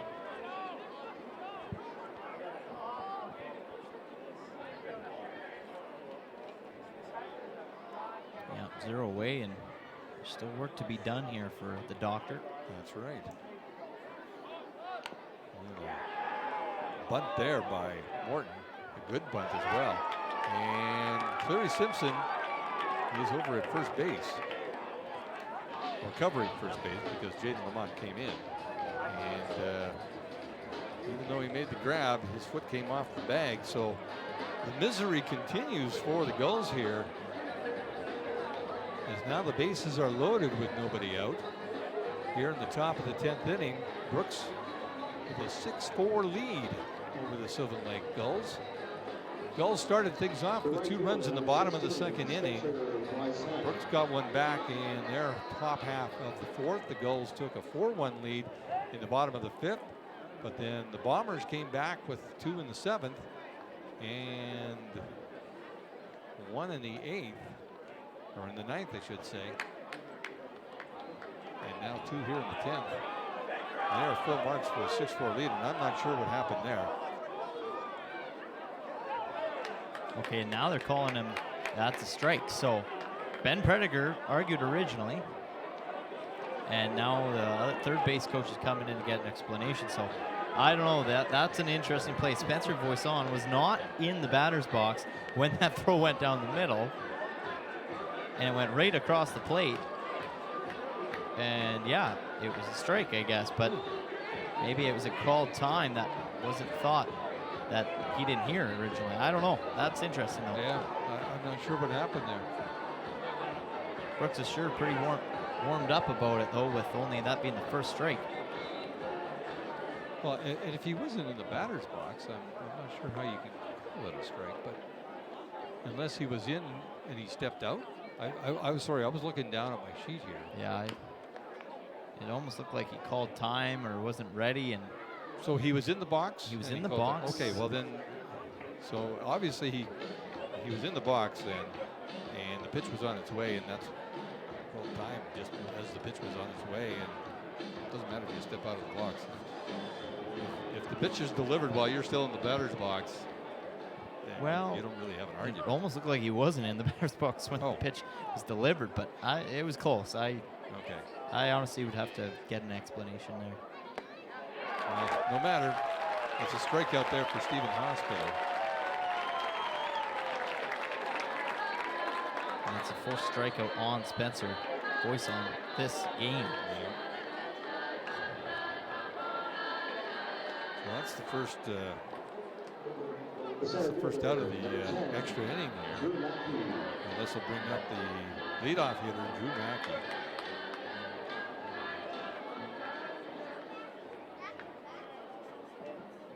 Bases loaded, one down.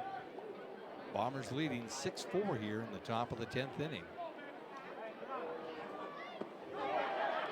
And this is outside. Off speed, but for ball one.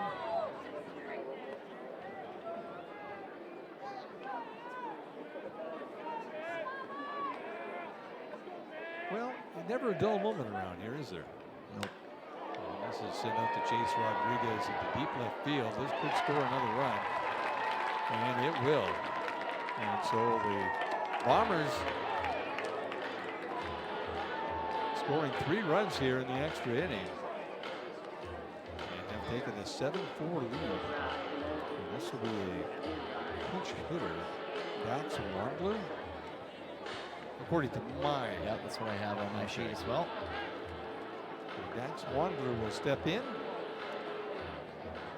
Here's number 27. We have 2 down here, and runners on first and second. Bombers with a 7-4 advantage here over the hometown Gulls, and they're going to make it more now, as that just gets out over the outstretched glove of Ethan He, and now that ball gets away from Jason Leon, and another run scores in. So things are just falling apart here. They really are. Yeah.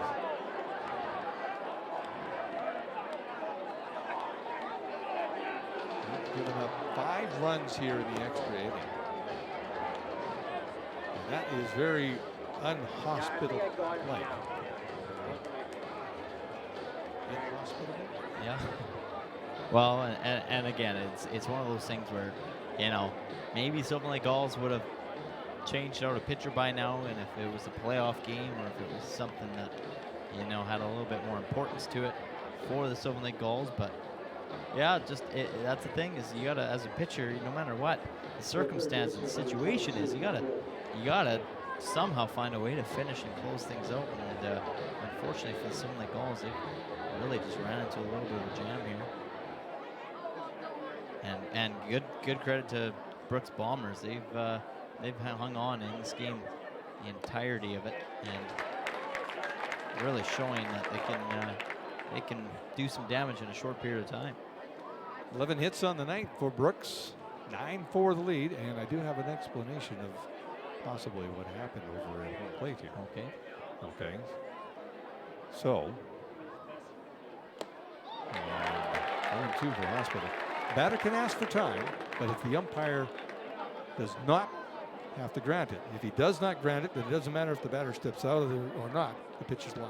Yeah. And that came from a man who knows this game, Gulls owner, Graham Schetzel. Thank you, sir.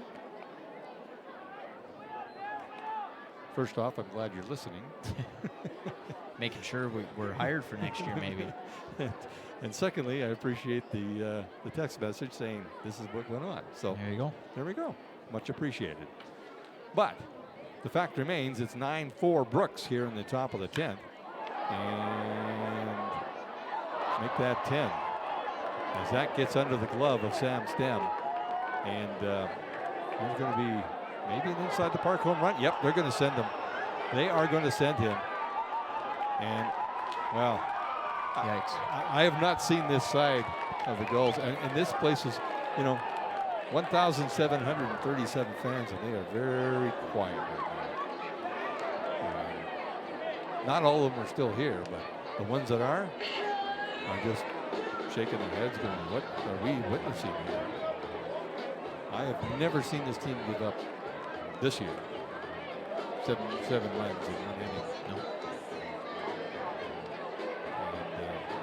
And that was an inside the park home run. Well, and all the way around the, well, not quite around the batting order, I should say, because we started with 2 runners on base to start this extra inning. So this is another pinch hitter for the evening. And I'm trying to get a number here. Chris Akers, number 8. Number 8, so yeah. Chris Well, Akers. I don't think I like this, to be honest. And Akers sends this into foul territory. And an adventure over there for Jaden Lamont, but mercifully, this inning comes to a close for Stephen Hospital and the rest of the Sylvan Lake Gulls. But 7 runs in the top of the 10th inning. And an 11-4 lead for the Brooks Bombers. I don't know. We were headed to the bottom of the 10. On the job site, they can move it. They're locally owned and operated. They give back to their community. And tonight they're sponsoring Fan Appreciation Night, all the amazing prizes, and the fireworks following the ball game. We'll get her done. Good things happen to Silver Lake Gulls fans. Let's get this done. It's a rally inning. Come on now.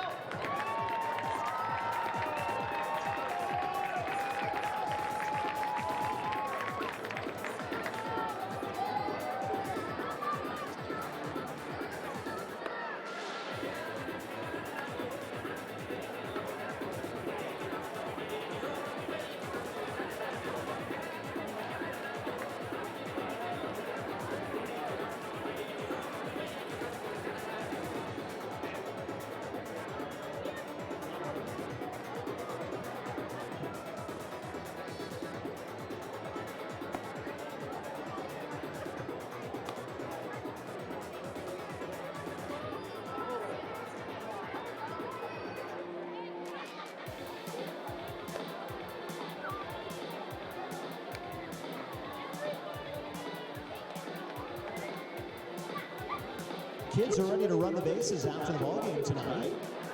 Presented by Pure Orthodontics. If you want to run the bases with your kids, meet the Gulls, grab some autographs and some photos for your socials, then head down near the Sobeys Kids Zone tonight, down at the baseline. Morgan, Wally, Sully, and the crew will introduce you to the flavor of the game following tonight's game, and then we open up the ballpark for anyone and everyone who wants to run the bases with your Sylvan Lake Gulls. Well, nothing short of a disaster. Use your thesaurus to look up other words, but disaster kind of explains it here in the top of the 10th inning. The Gulls giving up 7 runs. With the Brooks Bombers now with an 11-4 lead. A new pitcher, Jacob Castaneda, a left-hander, and we've got base runners obviously on first and second for the Gulls. So Jason Leon will step in to face Jacob Castaneda, and Chris Akers will remain. He was a pinch hitter, and he'll remain behind the plate, taking over from Jimmy Costin behind the plate. Cleary Simpson, the batter, on deck.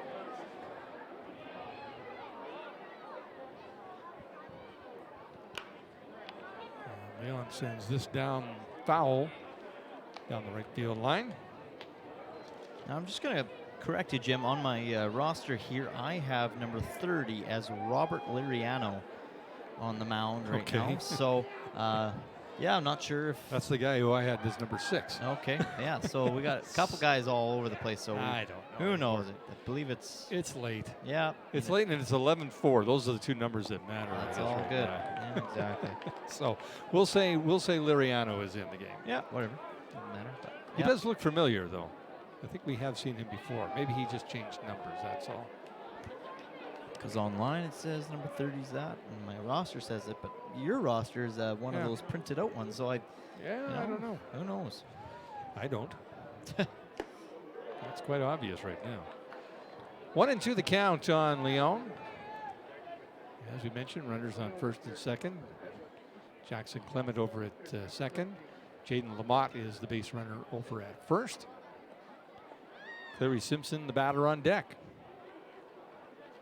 And are we going to see Noah Hall? I don't know. Maybe if it gets close enough, maybe. Yeah. But we have seen this Sylvan Lake team put up several runs in one inning, so it's not out of the realm of possibility that we could go to an 11th inning.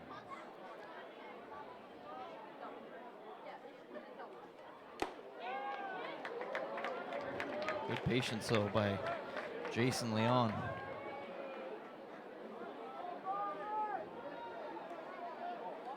And I'm starting to see the kids have now went back to the kid zone because they got tired of waiting in line to go run the bases. As kids do, you know, patience runs out. And a strikeout there by Castaneda Liriano. We'll just change his name for him. Send both of them. Castaneda Liriano. There you go. At least you're saying it somewhat right? It's one of the two. It's got to be. So Clary Simpson steps in with one down here. Gulls trailing now 11-4 after having a 4-1 lead. So 10 runs, 10 straight runs scored by the Brooks Bombers, 7 of them in the top half of the 10th inning. We're in the bottom half of the 10th. So Clary Simpson, and on deck is Sam Stem, facing number 30. I'm just going to take the easy way out. We're not sure if that's Castanado or Liriano. Our in-house announcer to our left here, Joe Whitbread, said Castanado. So interesting. He's got the roster that I print out for him, so I have no idea. Me must be looking at the roster you're looking at. Who knows? I don't know anymore.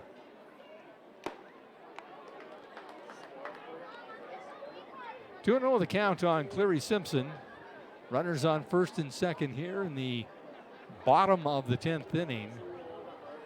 Gulls trailing by 7 to the Brooks Bombers. And, that misses outside, so a 3-0 count, and the danger of loading the bases here is very real for the Brooks Bombers. And called strike there as Simpson was taking all the way.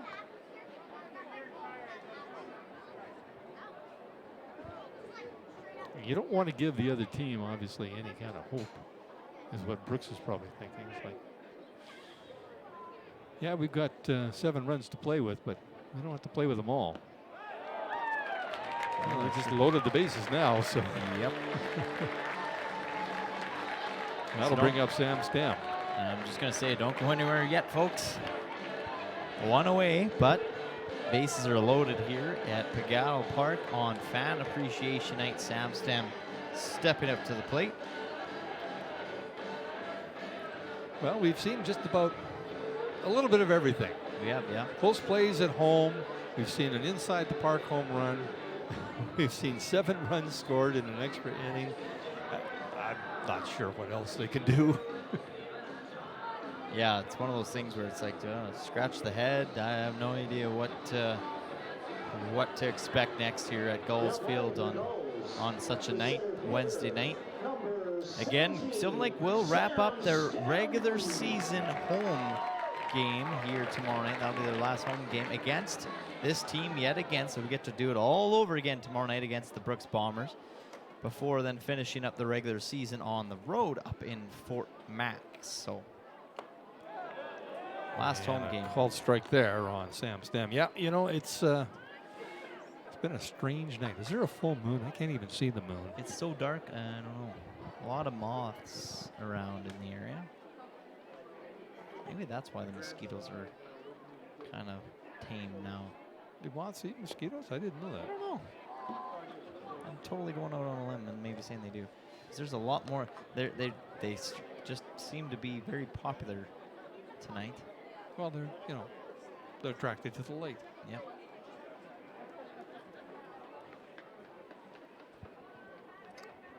(11-4) is the score here in the bottom of the 10th inning. And 2 strikes on Sam Stem. Ethan He is the batter on deck.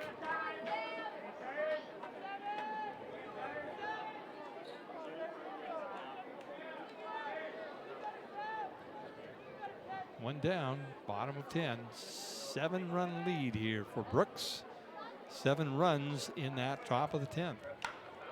And this is hit sharply to shortstop, and they're only just going to get the 1.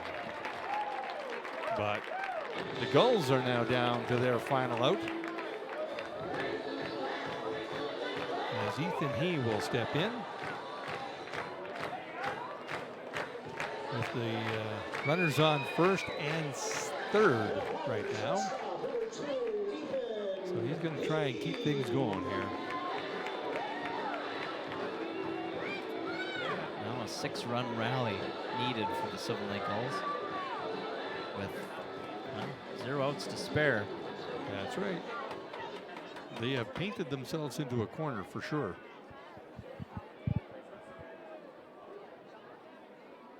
However, so did Brooks, and we saw them score a decent number of runs after that. Well, yeah, yes, they did, and they got a helping hand from the Gulls' defense. Yeah, mistakes and errors. So, you know, a great effort by Sam Stem to try and get that hit out in center field, but it got under his glove and went right to the wall. Speaking of Stem, he just stole a base. Yep. No problem at all with that one. And as I mentioned, that's where the problem started for the Gulls in the top of the 9th inning. With an uncontested stolen base that came back to be the tying run because Costin then knocked it in. That misses low. 2-1 the count now on Ethan He, who made an outstanding defensive play earlier in the evening. Running too hard to his left and then spinning around and firing over to first base, and then Jaden Lamont with an equally outstanding stretch and catch. And that misses. 3-1 the count now. Could we see a bases loaded for Chase Rodriguez? I wouldn't put it out of the question, that's for sure. Just one pitch away from that. No doubt.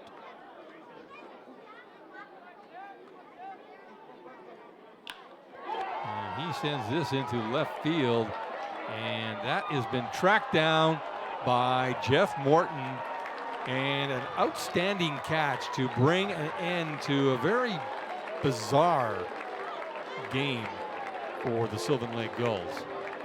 So the final there, 11-5. And it's one of those games, Jim, I don't know what else to say. I don't know what else to say either. I mean, the Sylvan Lake Gulls, they looked like they were playing quite well. They seemed to be in control for the most part. And then just slowly but silently, the Brooks Bombers crept back into this game and then really came alive and woke the bear with 7 runs in that extra inning, showing how much they wanted this win tonight. And we'll head it down to field level with our in-game host Jared Waldo and Snap Fitness Player of the Game. tonight's player of the game as selected by Jim Claggett and Cale Clark on Home Team Live. Ladies and gentlemen, your player of the game, Jackson Clements. All right, Jackson, pretty good game for yourself. From what I understand from the boys upstairs, single, double, triple, you were one next source power home run shy of the cycle. Just talk about your game and how you're seeing the ball. Yeah, I felt like I was seeing the ball well today. I mean, our pitching and defense was working good early, and it's easy to hit behind that. And sometimes it just doesn't always work out, so. And talk about that dynamic, because it was a tight game all the way through, and then once you get to those extra innings and we start with runners on first and second, and then after that, anything can happen. Just talk about that dynamic when we get into extras like that. Yeah, I mean, it's tough when they put the pressure on like that. It's hard to come back, but yeah, I don't know. So it is Fan Appreciation Day. We've had a great group, record-breaking fan attendance, record-breaking 50-50 jackpot, and these are your people right here. These are your fans, and a chance to address them here on Fan Appreciation. Yeah, everyone was great today. There's tons of fans out here. The crowd was loud. It was awesome. Thank you, guys. All right, now before we let you go, a little bit extra, I noticed a picture on Instagram today. You had a pretty good day off the field as well. Tell us what happened. Yeah, I went golfing this morning, got a little hole-in-one. Yeah, thank you. That's pretty good. Getting it done on the links and on the diamond. Jackson Clement, your player of the game. Jackson, thank you very much. All right, fans, Well, there you have it. Snap Fitness player of the game, Jackson Clement, the men with the hole-in-one on the golf course this morning. A man one hit shy from the full cycle. Had a single, a double, a triple, and overall a pretty good game for Jackson Clement, the right fielder. But for the Sylvan Lake Gulls, Not so much. not so much. It was a good start, and it was, a pretty good effort going right to the bitter end. But then at the very end, the wheels fell off quite a bit for these Sylvan Lake Gulls. And Fan Appreciation Night, you got a lot of fans. We had some good takeaways. You got the fan breaking attendance. We've never seen that many fans here at Gulls Field. Biggest 50-50 jackpot we've yet to see here at Gulls Field, and a chance for them to do it all over again tomorrow. That's exactly right. And I have to think these guys are going to shake that off. They've already clinched second place. We know they're going to host the playoff game. It's a matter of, are they playing Fort McMurray? Are they playing Brooks? And I'm not saying that they don't care about this game, but I think they're going to easily just slough this off and say, okay, that was a one-off. Let's not worry about it. We got them again tomorrow night. We can show what's going to, this is what you could expect if you come play us in the playoffs. So. Well, that means only 3 more games in the regular season, 1 more game here at Gulls Field in the 2022 regular year before we get into postseason baseball. But again, Fan Appreciation Night. We enjoy you fans for everything that you do for us. Thank you for watching Home Team Live yet again. For Jim Claggett, the whole broadcast crew at hnlive.ca, I'm Cale Clark with another bird's eye view on this one. Have a good night.